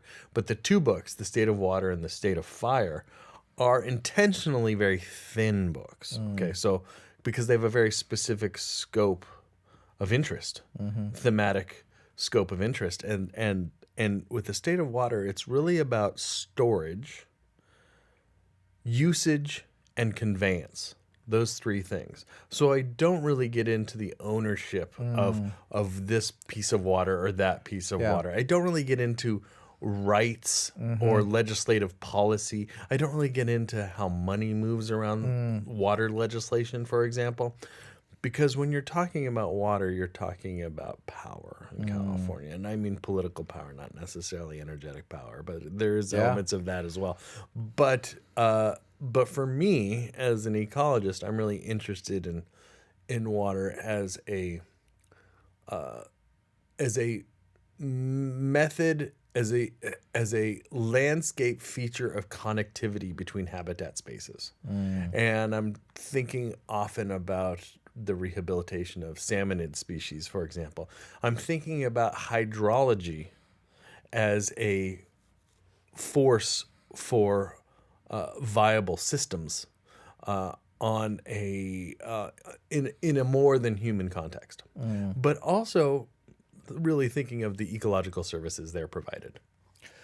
Got it. I want to come back to the habitat connectivity very soon. So just high level, if somebody doesn't know anything about the water infrastructure in California, how would you give a Cliff Note version of the water infrastructure here. Oh, sure. Okay, so it's very interesting. So it's related to California's climate, related to its physiology. Los Angeles is the greatest real estate scheme in the history of humanity. Building this megalopolis 100 miles from the nearest fresh water source was a dicey proposition to start with. It continues to be. And yet, do not bet against human ingenuity to do what it wants to do. And now the movement, what we've got here is a landscape, California, where 3/4 of its population live where only 1/4 or less of the rain actually falls, right? Southern California, as opposed to Northern California. So the whole idea behind California water is getting the water from Northern California to Southern California. And that puts San Francisco, or specifically the San Francisco Bay Delta, in the crosshairs of such an infrastructural proposition. And we are still talking about it to this day. We're still talking about it every day, about how to get all this water from point A, which would be like the Feather River and the Sacramento River, 400 miles south to municipal applications. But you know what? This is all obfuscation. 80% of California's infrastructural water, meaning all of our storage, all of our impoundments, 80% of that water goes to 3% of our gross domestic product, which is the agricultural sector. Only 3%. You think of but that's where all the almonds and strawberries and all that stuff comes from. It's the breadbasket of California. It's the breadbasket of America. It's one of the most agriculturally productive corners of the planet. I'm talking about the San Joaquin and the Sacramento River valleys. And yet the California Water Project, that's the state water, and the California Aqueduct are really agricultural vehicles. Okay. And then when you think about so what's the urban sector then? That other 20% goes to the people. 40% of that water goes to outdoor landscaping. So we're really only thinking 8% about 10-12%. Exactly of the total water is for things like drinking and showering and laundering. That's good to know. So it's interesting. It's interesting about how we prioritize how water gets allotted in the state. And furthermore, the numbers get even weirder. Check this out, Rahul. Right now, we have over 500,000 acres of almond orchards in California. And most of that, the lion's share, it's 80% of those almonds gets shipped, exported to the Chinese market. Water-wise, that's the equivalent of 3 million acres of water that we are exporting ostensibly to the Chinese market. That is then benefiting only a tiny percent of the real estate magnates that own these enormous farms, most of whom live in Beverly Hills. They're not actually farmers. They are real estate investors. And yet, I don't want to belittle the family farm in California. There is a long tradition and there's a lot of people working very hard. And a lot of people have put in almonds over the past 20 years because of subsidies, because of tax incentives, because of capital investment. That it's not market forces are market forces. I'm just here sort of parsing the numbers and being astounded at what I find. Observe these things, and sometimes it makes logical sense, sometimes it doesn't. So question the ones. What do you think about the recycled water in California? Is that how much of water is coming fresh from the source? Whenever you see purple pipes for irrigation, say purple pipes is recycled water, not potable and they can be used for irrigation. Absolutely. You can filter it out enough such that it's drinkable. It's recently there have been some missteps in the marketing of such a grand idea, including the poorly named toilet to tap movement. Fire the marketer who But came it's up with most robustly applied in recycled water, wastewater in Los Angeles County that may indeed be able. The plan is in the next 10 years to recycle 100% of its water. But are these farms in most of California using these recycled water, or are they using fresh water from the... Well, it gets more and more interesting when you study water, just like when you study fire in California. And when you talk about one thing, you end up talking about the other thing. But there's this rule of economics that's applied to utility conservation. And it's Javin's rule. And what it says is the more you conserve something, the more it will be used.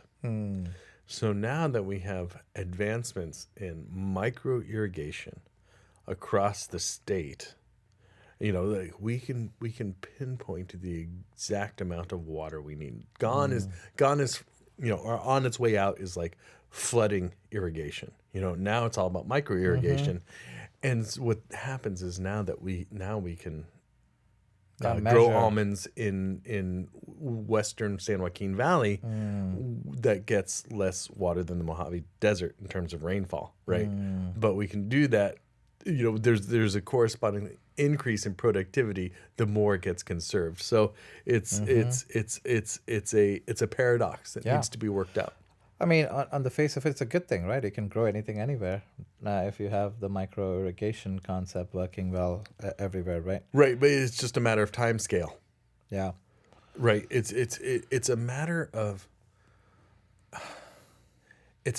priorities, economic priorities towards a business plan that is about satisfying shareholders on a quarterly basis, or a much longer return on investment, where we're talking about 50 years, we're talking about 100 years, we're talking about a business that your grandkids can actually operate successfully, and that I think is of geometric levels of importance, priority above this idea of quarterly return, which ultimately is just a method of exploitation, and it's a different mode of thinking. Yeah, they should report.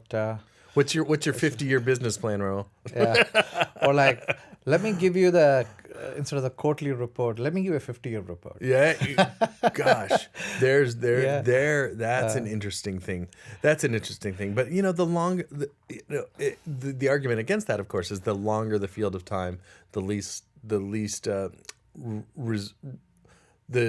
urgent we are. The resolution of the predictability gets less and less, right? So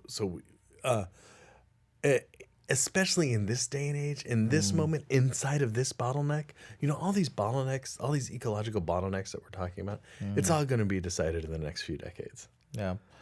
Yeah, it's interesting. So that leads me to the next one. What sort of state and federal policies guide water? And how much of that is federal versus state? And what are their guiding principles, if I may? Sure. Well, you hear a lot about the Delta smelt, don't you? Our president has been tweeting about it. This is one of 7 smelt species in California. A little fish in the minnow family that once formed the basis of the San Francisco estuary, where the fresh water meets the salt water. Incredibly fecund ecosystem. San Francisco Bay is a very interesting place right now. There's 500 species of fish in San Francisco Bay. Only about 70 species are native. So incredibly out-resourced by this wave of invasive species over the past 100 years. We've seen a remarkable, precipitous drop in the population of Delta smelt. And so much so that they were placed in the 80s on the federal list of endangered species.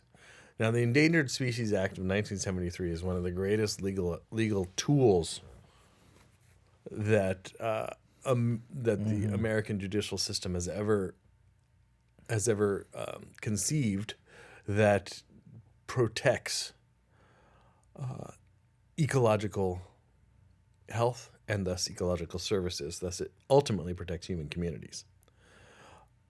Now, if you listen to too much of the talking heads on Fox News, they say over and over again, water is being diverted to protect this worthless minnow. One of my great mentors, or at least literary mentors, I think I've read every word he's ever written, Aldo Leopold, for my money, light years beyond even like a John Muir as far as like early 20th century conservation ethos is concerned. He says, when considering the value of the species or calling it worthless is the height of ignorance. You know, what is worth what? We've been sure thinking about it this month with the fires in California. What is worth what? What the Delta smelt represents is an indicator species. This is what ecologists will call it, an indicator species. And what it indicates is the health of the ecosystem. Were it to go away, it would be the end of a particular kind of hope for an ancient system that has nurtured human communities for tens of thousands of years.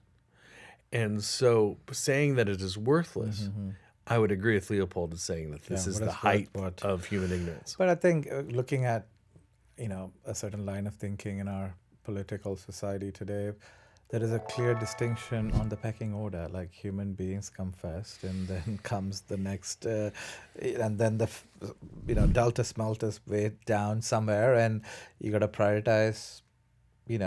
It's the rich human beings. Yeah, probably rich human beings, rich then human the beings, middle class probably human beings, right, and then the poor human beings. Probably of some like racial persuasion, probably of some sexual orientation. Like these are the humans that come before. These are more equal Hey, are than we the other. going back to like 1920s Europe? Yeah, it's all very Orwellian, right? These humans are more equal than these humans. Yeah. Feels like it sometimes. Okay, so yeah, you're right. The pecking order. And there's some sort of biological truism there too, that like any species with the ability to exploit will exploit. Yeah. And that's what we're doing. We are absolutely but doing isn't that. isn't that a strange cop out? Because don't we then we do have the capacity to engage these systems of reciprocity. I don't. I'm not. I could give. I'm not in it for the shareholders. What I'm in it for are my grandkids. I want them to know this place. I want them to be able to enjoy this place. Yeah, you think, and I want to not make my fortune off of their fortune. I don't want to steal from them. And that's the proposition on the table. You want your great-grandkids to witness California the way you did, but there are a lot of people out there who wants to make money out of California and then live in a rich mansion somewhere. Yeah, for sure. Hey, hey, it's America. And we're okay. So what is the point of the Endangered Species Act in light of what you're describing, right? Where do our responsibilities meet our rights? Where does our responsibility to conserve these resources? Conserve is still like a economic parameter somehow. It's like not exploit these resources. Well, not exploit, but still conserve means that you don't spend as much. How do we not spend these resources? That's the responsibility that must be met while we enjoy our right to make it's a buck. balance somewhere, right? At the end of the day, we, cut trees to That's make... the role of government. Yeah. That's the role of a democratic institution, is to find that balance. Role of a human being. And that's why we vote on things. Yeah. Yeah. Okay, so this is a I didn't really ever hypothetical- answer your question, though, Rahul. I went on a long thing about endangered species, but we didn't talk about how that regulates water. Well, is it mostly federal or state policies that regulate water in this country, or at least in California? It's both. Both. So what's- we have the California State Water Project, and we have the Bureau of Reclamation that runs the California Aqueduct, among other things, and they both co-manage it. And what is federal? Yeah, the Bureau of Reclamation is That's under federal, the Department okay. of the Interior. Got it. Correct, yes. Okay. So if California is in serious drought, could we expect federal help or like water from other states? Like, how does it work? Like, Oh, this is an interesting point, Rahul. Let's talk about drought for a minute. Serious drought. When we get 5 years of drought here in 21st century California, we go, oh, lament, things are so bad.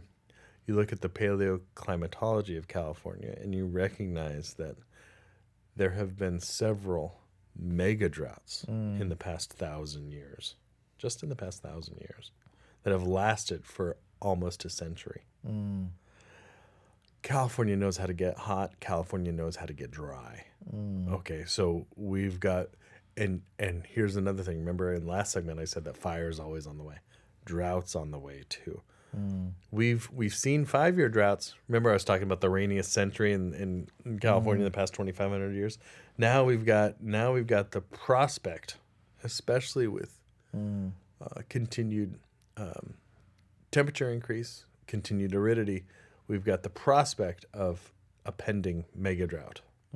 I mean, after 20 years of drought, we're going to see cities start to be abandoned. And, there's little that can be done with regard to that and the human population. And it may be a great equalizer. Remember, we were talking about parameters of homeostasis being adjusted. And maybe the experiment gets radically altered such that 40 million, 60 million people here by 2050 in California. Maybe that's too much. Maybe, but I'm not some Malthusian alarmist. Thomas Malthus was an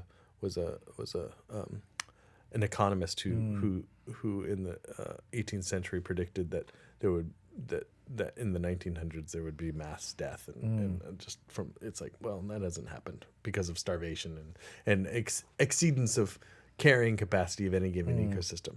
I'm not that. Okay, because I'm never going to bet against our species to figure out a problem. We're very good at figuring out problems. We're just talking a minute ago about 100% of Los Angeles's wastewater being recycled. So maybe, and now that we're talking about the inclusion of fire into the landscape, maybe we're talking about a more realistic vision of what civilization looks like in this very dangerous space that will always be dangerous despite but continued this is a innovation. tough problem, isn't it? Because California is like such a golden place to be, and people from all over the world, if not from America, come here and they all want to have share of California fun, and that means people are settling here. People are gonna set roots, and the cities are growing bigger and bigger, and they're gonna cut down more and more of stuff to accommodate these people. They're gonna put pressure on water on bunch of systems. Sure. And then at some point there will be, of course, droughts, as you said, coming to California. I don't know. Can we run a pipe from Seattle or I don't know from one of the states to help California? Has that been done in the history of this country? But I know, for example, New York City. I read this fact yesterday that is fed from Lake Delaware or from some Delaware Delta somewhere, which I didn't know. It was totally being it's the Hetch Hetchy of New York City apparently. So things like that. that totally different biome. Yeah. Right. Yeah. We have a completely different climate type than the eastern seaboard. We have very hot, dry summers and very cool, wet winters here across the Mediterranean climate of California. Now, there have been proposals of getting some of Washington State's water down here, prohibitively expensive. Expensive, yeah. We can't get a high-speed rail built in California, let alone get a pipeline of water. And that's not even necessarily the case. Like, yes, the idea of continued 20th century type development would be the height of absurdity in the 21st century. But we're seeing that that's not happening. What we're seeing, including like with California's goal to become net zero of carbon emissions, necessarily from a carbon source to becoming actually a carbon sink as an entire human ecology progresses towards that technological singularity. What we're going to see is more investment in, say, microgrids. Say, your house should supply all of your own power, and as we transform the agricultural industry over the next, what do we have left in this century? 75 years? In 2025 now? Yeah, 75 years. If over the next 75 years, as we transform the agricultural industry in California from this incredible take of our water to fund things like the almond industry, as those things switches, as those things change, as those things adapt, and we begin to free up these resources, this resource landscape, who's to say that we're going to keep doing things the old way? Yeah. And why would we? What California has in abundance more than anything is an innovative spirit. Yeah. And if there's money to be made, and there's a lot of money to be made in that last paragraph that I just said, right? Then let's do that. Yeah, absolutely. Well, water is sometimes not just for humans. It also affects biodiversity and animals. And how will some of the changes in our water system affect people other than human beings in this state? Right. Well, we're talking about what the importance of biodiversity is. Biodiversity doesn't exist for humans. Biodiversity exists. Humans exist off of the ecological services that biodiversity provides.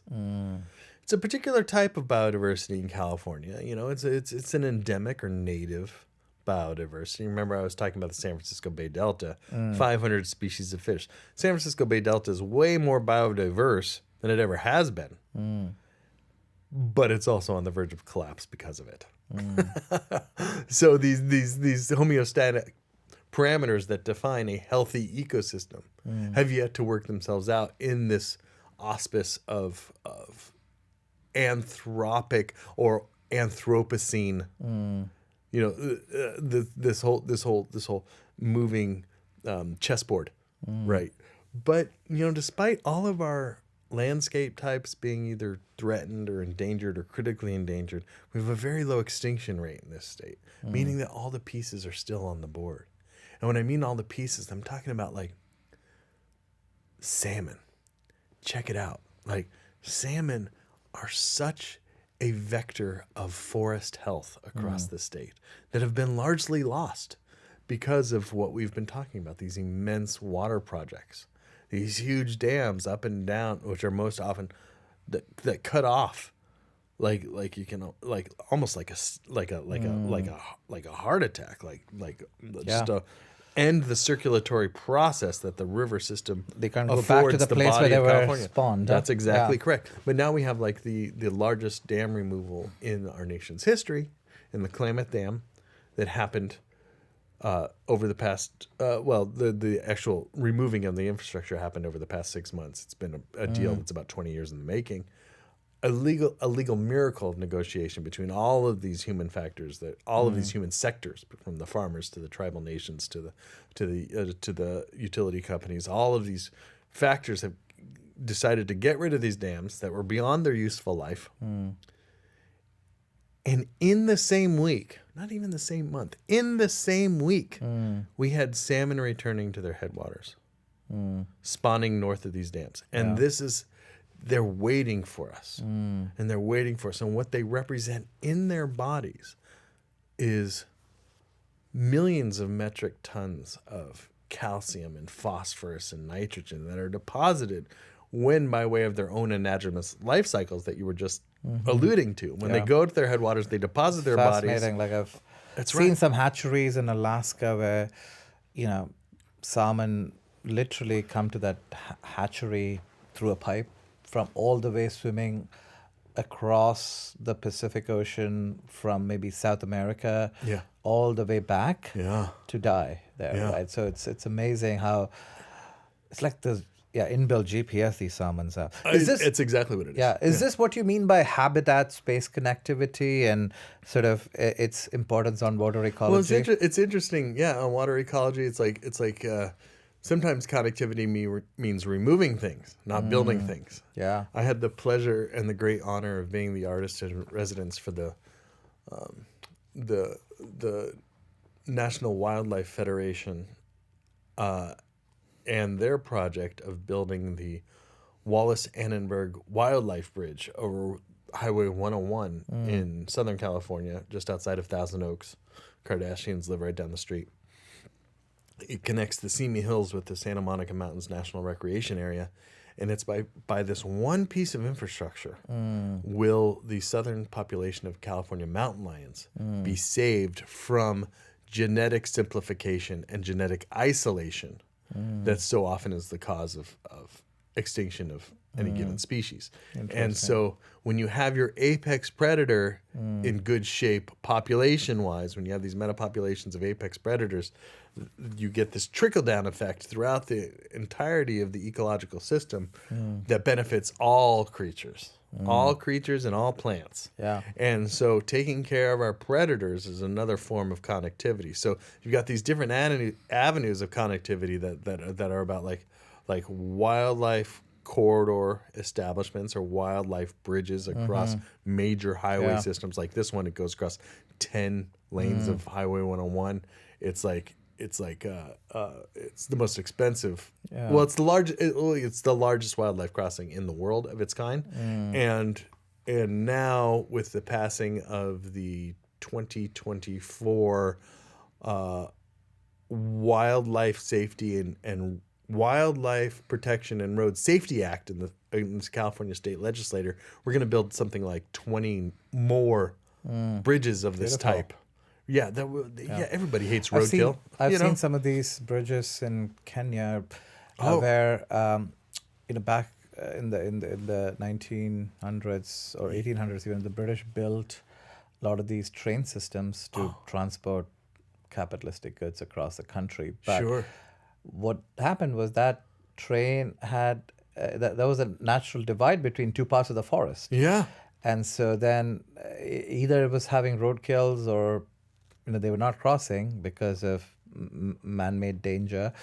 Then a simple thing what the government did was they made underpasses for the animals to pass. Yes. And that repopulated the two sides of the park with a bunch of stuff. So I thought it was interesting. Oh, God. Can you imagine a train hitting an elephant? Yeah, it'd be terrible. But yeah, you're talking about like culvert technology, right? So now as part of that bill, like no road can be built in California here going forward without wildlife mitigation actually incorporated into the from day one of its design process. Yeah. So it's like that's just state law right now. Because what roads represent is fragmentation, habitat fragmentation. We're talking about connectivity versus fragmentation. And that works hydrologically and pyrologically as well. Got it.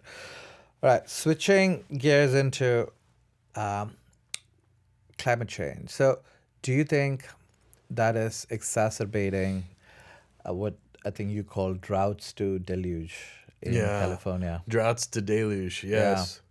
Yes.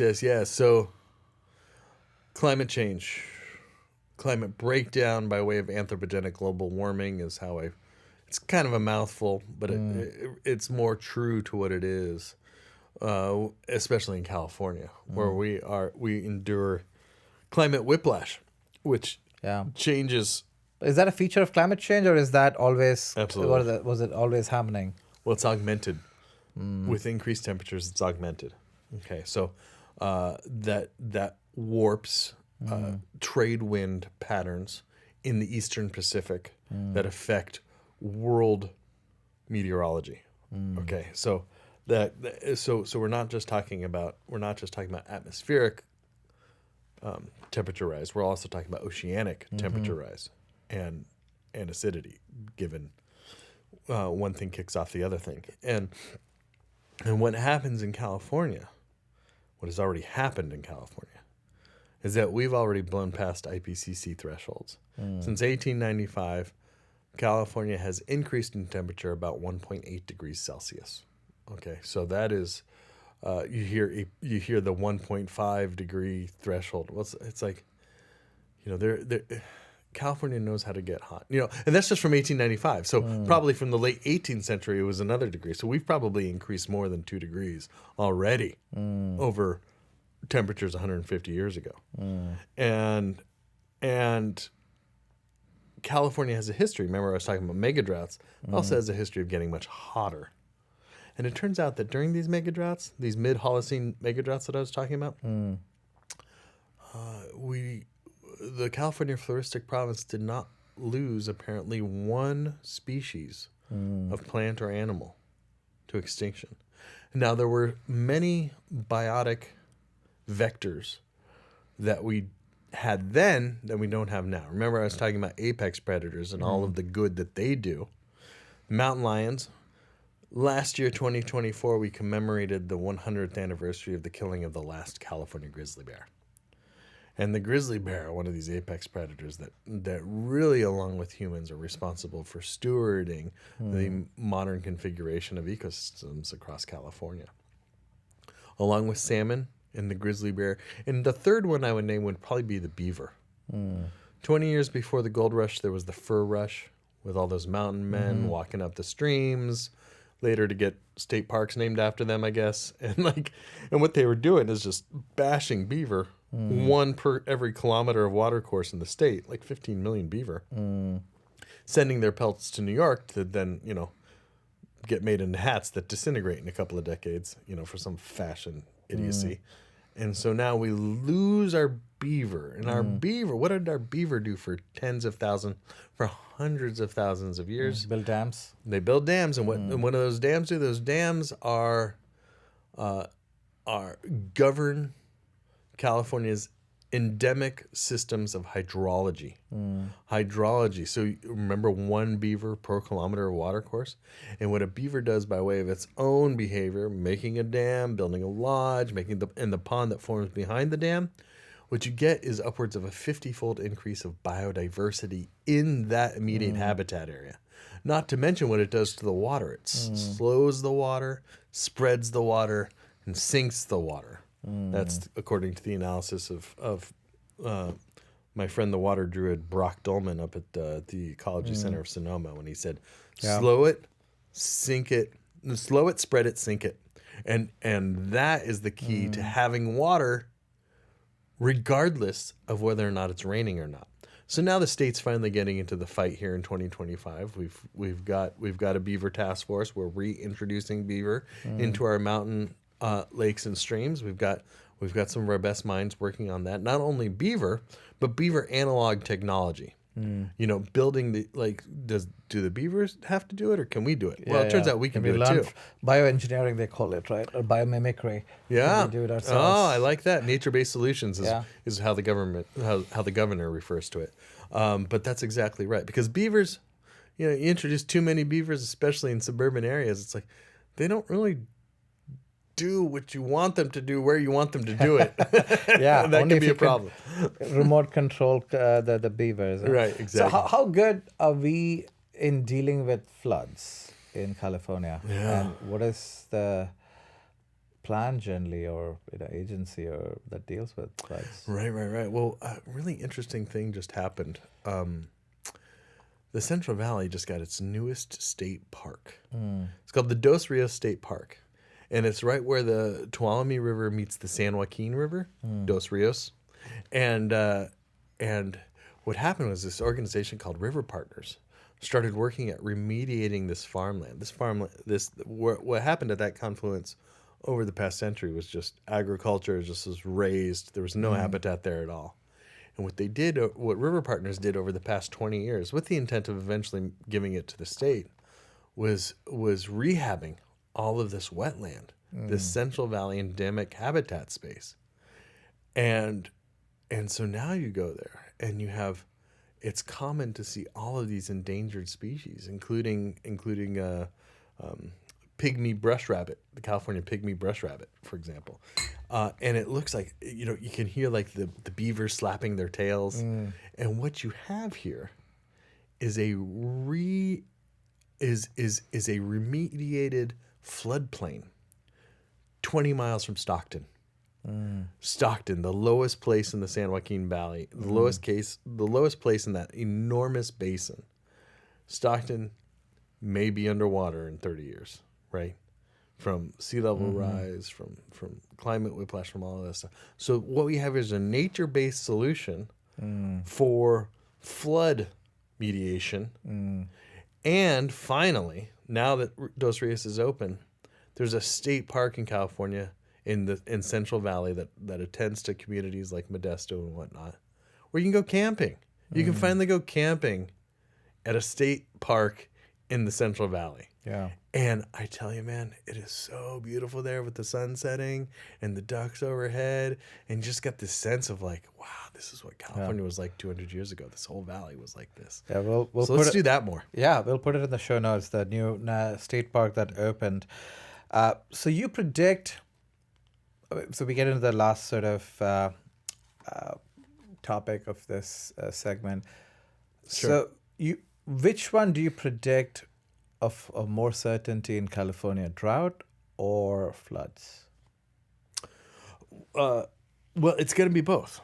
It's going to be both. That's what I mean by climate breakdown. Okay, so it's going to be an exaggeration. You think of like the sine wave or the amplitude between like drought and deluge, right? This oscillating pattern.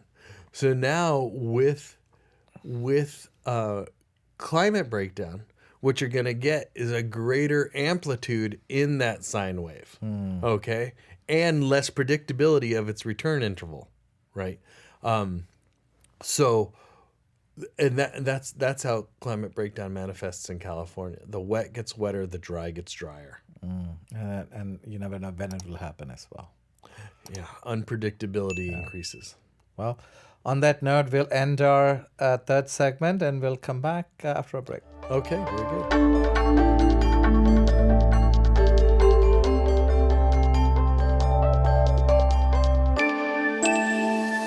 Welcome to our last segment in our conversation with Obi Kaufmann today. This segment is called California Landscapes. So, Obi, California has forests, coasts, deserts, and mountains. A lot of other things too. Yeah, but it's a mini everything. Like if you look at it, it has. Maybe is this why people love California? Because it's almost like a mini continent in itself. Yeah, let's keep going. We got grasslands, we got cities, we got river systems, we got people, chaparral, we have everything, right? So it's so why even worry about our brilliant landscape? It should maintain itself, right? Like, or are we not really with our course of human civilization? We need more people more people need more timber, more, reclaimed land from the bay and, that kind of stuff. So, Do they? So I mean, what is your other argument on preserving this landscape? Well, that's interesting because there's no preservation. It's all about stewardship. It's all about relationship. Remember I said earlier that California exists as an artifact of human stewardship, of human engagement. Okay. California would look much different without humans. So much so that we don't have any idea. We don't have any idea what it would look like. Going all the way back.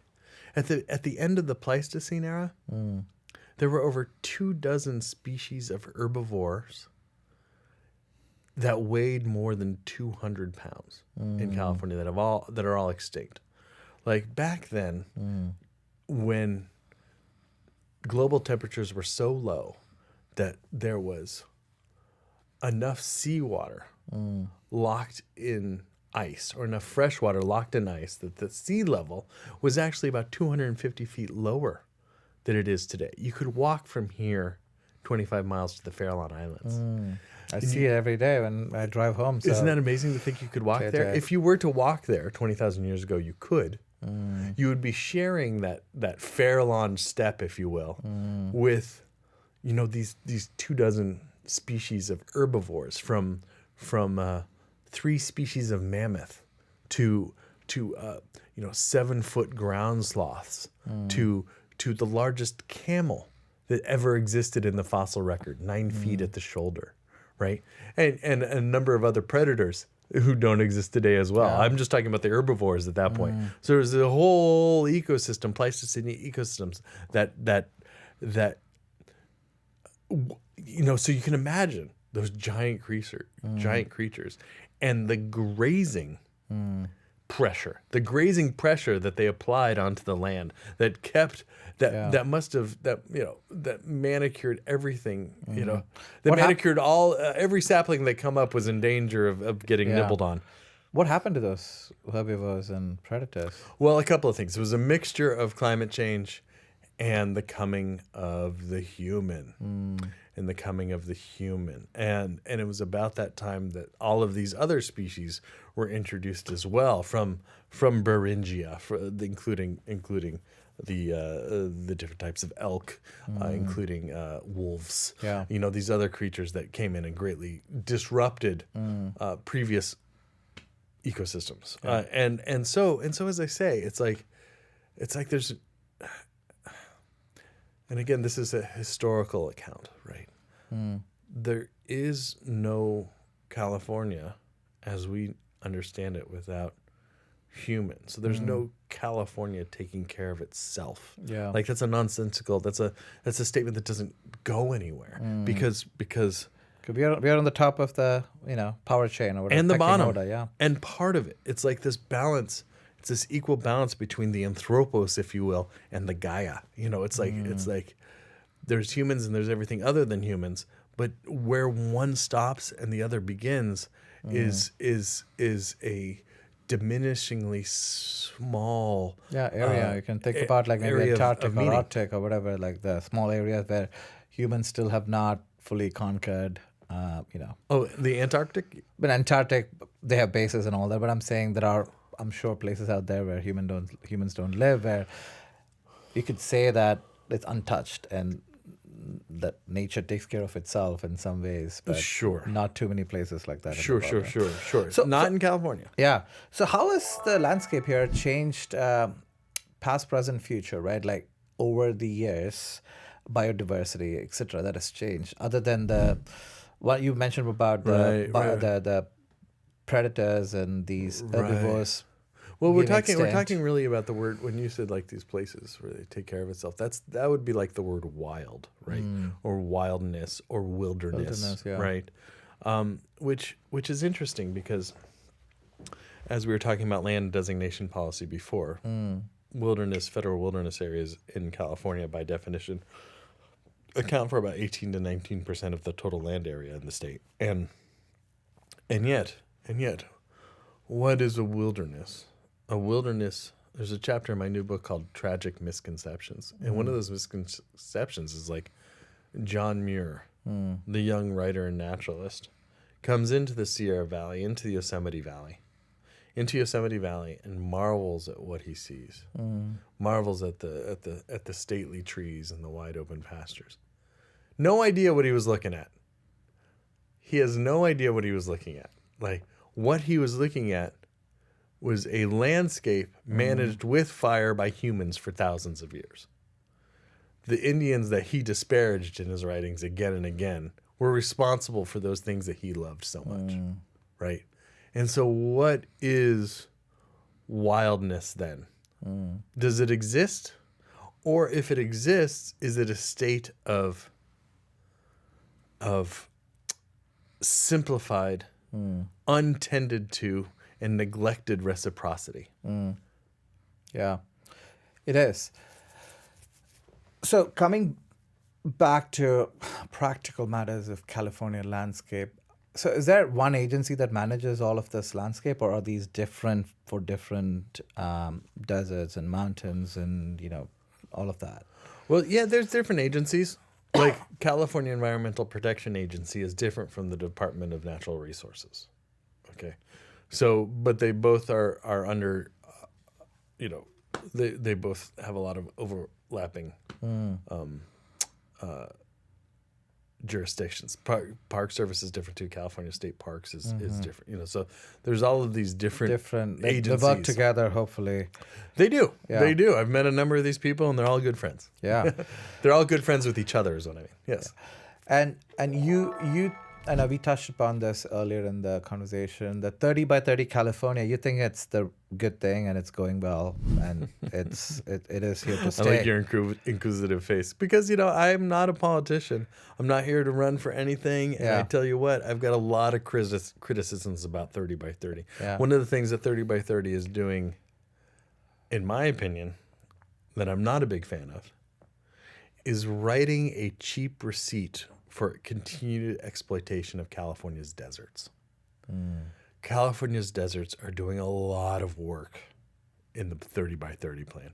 And mind you, the 30 by 30 plan is a contrivance that is going to work. We're already at like 27%, right? So, and what I mean by that is that if you add up all the wilderness areas in the desert, 70% of the 30 by 30 is happening in the desert. Desert's doing a lot of heavy lifting here. And what's happening now with Sacramento's goal of becoming net zero carbon emissions by year 2045 is that we need to generate about 10 million watts, 10 megawatts of electricity there every day in the desert and get that electricity to everybody. Right now, California uses about 30 megawatts a day. I think the biggest day ever was like 56 megawatts or something in some July day when everybody in the state had their air conditioners running or something like that. But what that means is that we are going to have to raise raise another 500,000 acres of very fragile desert ecology to build more solar thermal farms wherein nothing lives at all. Right? So are we spending nature to save nature? What the hell are we doing? Yeah. What's going on there? Yeah. So that's that cheap receipt being written to do something else. Yeah. And I'm very critical of that. Yeah. So speaking of deserts, there's huge portions of California that are desert lands, and is California becoming more of a desert? Because if you look at the history of Middle East, it was it was called Fertile Crescent. It was one of the most fertile lands, and over agriculture and over cultivation caused it to be a desert over these centuries. So because California is sort of the breadbasket for America, along with maybe Florida or some other states, do you think there's more of desert being created in California? Yeah, you're talking about the process of desertification, right? And the process of desertification is very different than what a mature desert ecosystem actually is, right? So the Mojave Desert, say, which is California's little desert where where about half of it exists inside of the borders of California. We've got the Great Basin Desert in the northeast. We've got the Mojave Desert. We've got the Sonoran Desert of the Southern California, which is called the Colorado Desert throughout Anza Borrego and down there by the Salton Sea. So all of those mature desert ecosystems have existed inside these sine waves that I was talking about earlier between drought, between like what soil scientists might call like mesic conditions, which means wetter, or xeric conditions with an X.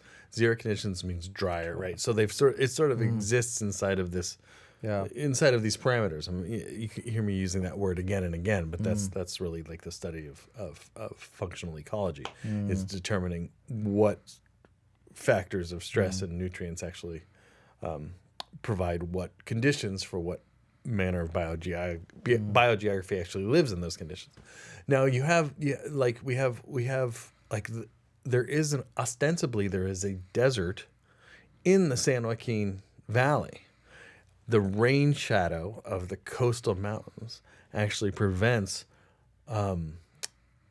rain from falling to the tune of less than 6 inches of rain falls there every year. And these are desert conditions, but it is not a desert. It's actually like a dry steppe, if you want to categorize it.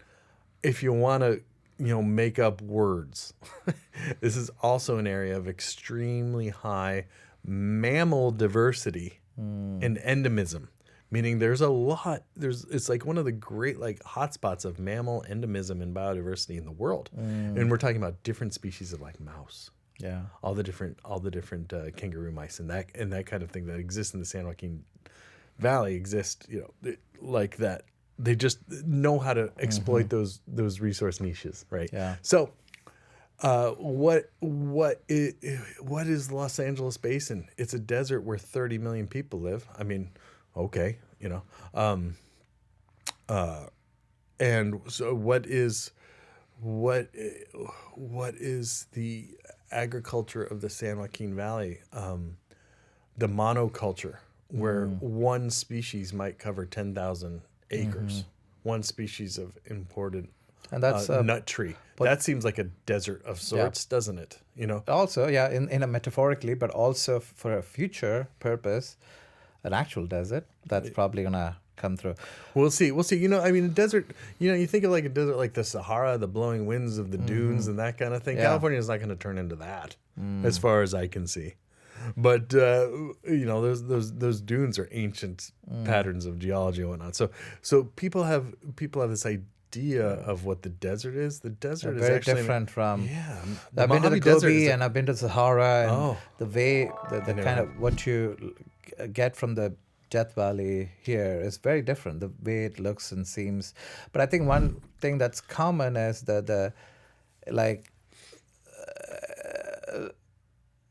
for the eye, not a lot of thing grows, but there is life in the desert. It's a huge amount of life. Yeah, but very bad. From where I can see, there's not much that we can see that grows. Yeah, if you go at certain times of the year, you've heard the super bloom across the Mojave Desert. Yeah. Wow, that's a carpet of flowers. There's more life there than you know what to do with. Yeah. And they also have all deserts of the world either are at north 30 degrees latitude or at south 30 degrees latitude. So this has to do with air circulation patterns around the planet and proximity to the equator and proximity to the sun. So there's physical elements there too. Like it's and there's biotic reinforcement too. Like the coastal redwood forest, the temperate rainforest of California, will most probably not become a desert in the next million years. And that has to do with the nature of the redwood and what and a genetic legacy that goes back 300 million years.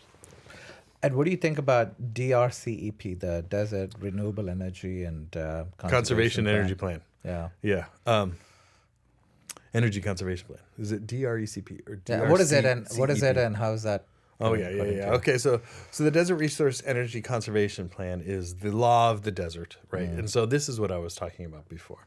This is the 10 million watts per day, right? Okay, so this is how and where all of those different wind farms and solar farms are going to happen, right? We just got another national monument down in the desert in Coachella Valley. The Chuckwalla National Monument is now extant, which is great, meaning that it exists in the world and it exists as a legislative designation. It's a small little piece, but again, I'm really concerned about cheap receipts being written. I'm concerned about spending the desert to save the desert, and that's a nefarious deal. That's your poking of the 30 by 30, right? Coming to forests. So how is the land management? And we talked a little bit about this in the fire How's the land management working today?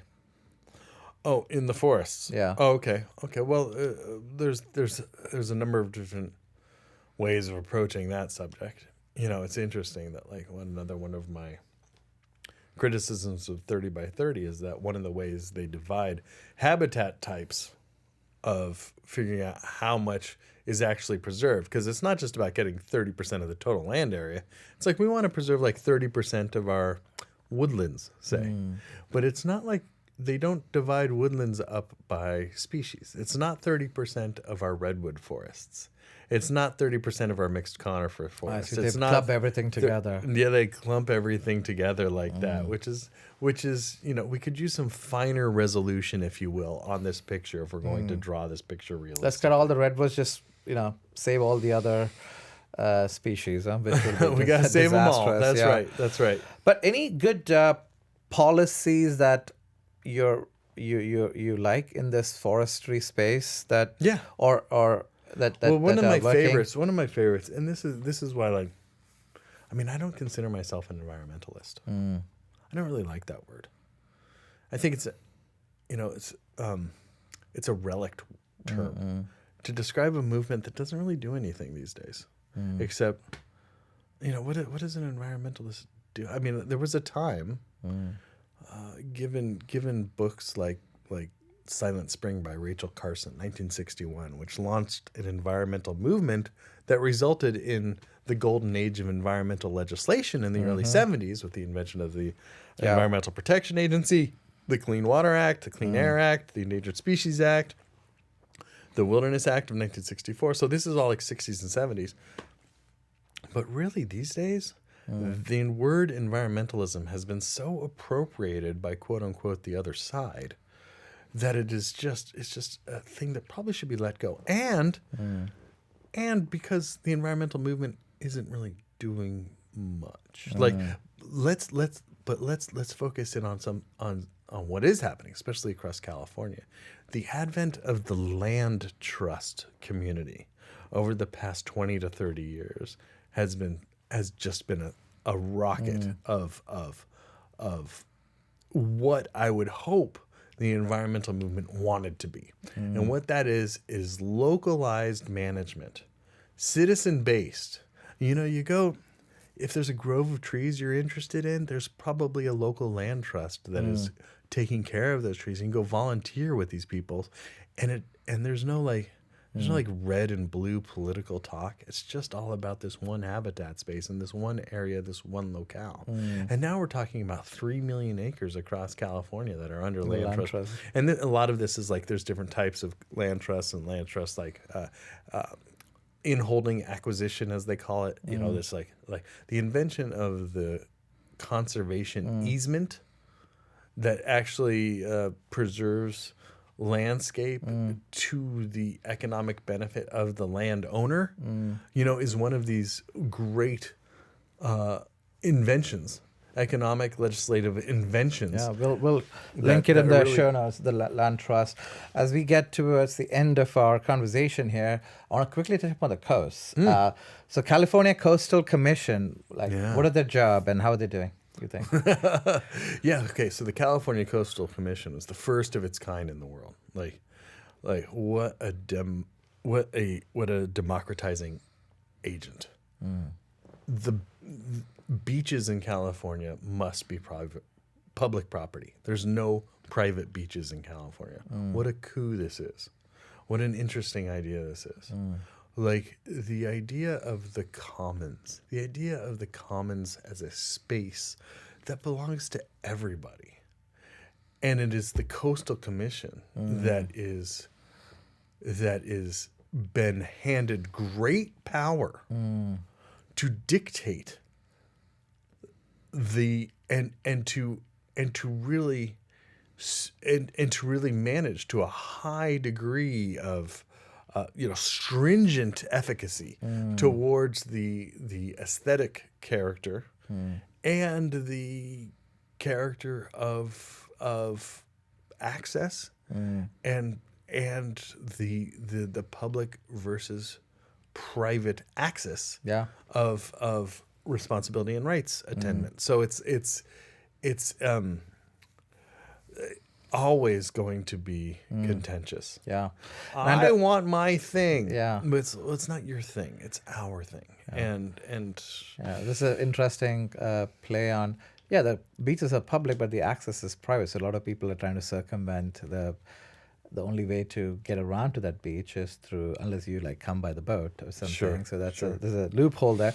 I heard also under Trump administration there's some move to eliminate some coastal commissions, or I don't know if there's a federal coastal commission, but I saw something a few days ago, which yeah, there's quite a fight. A lot of this comes from Trump's special little buddy there, Elon Musk, who's firing his rockets off at Vandenberg Air Force Base down in Santa Barbara County, and what that is doing is disrupting habitat for all of these different endangered species. And the California Coastal Commission is saying you can't fire all these rockets off like this. And he wants to do it in very sensitive locations, and he wants to do it all the time. And then it gets personal, and it gets just more humans dealing with humans, you know? Yeah. Well, I'll get to my last question in the conversation today. You touched upon some ancient ecological wisdom from time immemorial, coming from the natives and from the earth. What are some ancient wisdom that we should all imbibe and think about as everyday Californians while we think about our nature, ecology, and all these wonderful landscapes? Yeah. Thank you for asking that. It's like these books that I've written 6 books, and I'm in contract to write 3 more books. And I'm so pleased I get to write these next 3 books. Over the next 5 years, I'll be producing the second California Lands trilogy. The first California Lands trilogy was the forests of California, the coasts of California, and the deserts of California. The next land trilogy is going to be called The Origins of California, followed by The Cities of California, followed by my third book, The Futures of California, in 2030. That book will be coming out. It seems like a long way away, but in the publishing world, that's like tomorrow. So what I get to do in these next 3 books, which I feel like this is a little bit of a self-criticism, but what I didn't do to my satisfaction in my earlier work was include the human story in all of this, which is a misjudgment at best and a perpetuation of a particular kind of injustice at worst. This cultural erasure of this human imprint on this land. So when you talk about ancient wisdom, I think that especially in the environmental movement, which I have so critiqued in this discussion we've had, that is so often an anti-human ethos. It might be, and it has to be, that the same human power that has carelessly or perhaps has misguidedly engineered these ecological bottlenecks that we are so desperately navigating ourselves through right now. The same power that engineered those bottlenecks will be the power that undoes them, that outdoes them, undoes them. I have to work on that. Undo them. Yeah, I'm gonna need an editor for that paragraph when I finally put it to paper. But there is this desperation that I'm so often faced with as a speaker to these ideas in the public arena, and that desperation usually manifests in the person coming up to me with white knuckles and panicked eyeballs, and they say, "What can I do? What can we do as individuals?" And the first thing that I'm going to say to you is like, when was the last time you went camping? Like, get out there, take your shoes off, put your feet in the river. Yeah. Don't take a selfie when you're out there. Put your phone down, leave your phone at home. Go take care of yourself. Whatever happens, we're going to need you grounded. We're going to need your mental health intact. Take care of your mental health. That's the best thing that you can do for the planet. Well, on that note, let's give a shout out to mental health and all the ancient wisdoms coming from the land of California. Thank you, brother. I so appreciate being here. I really appreciate your It was time a this great morning. conversation, and we'll do it again someday. Sounds great. Yes, we will.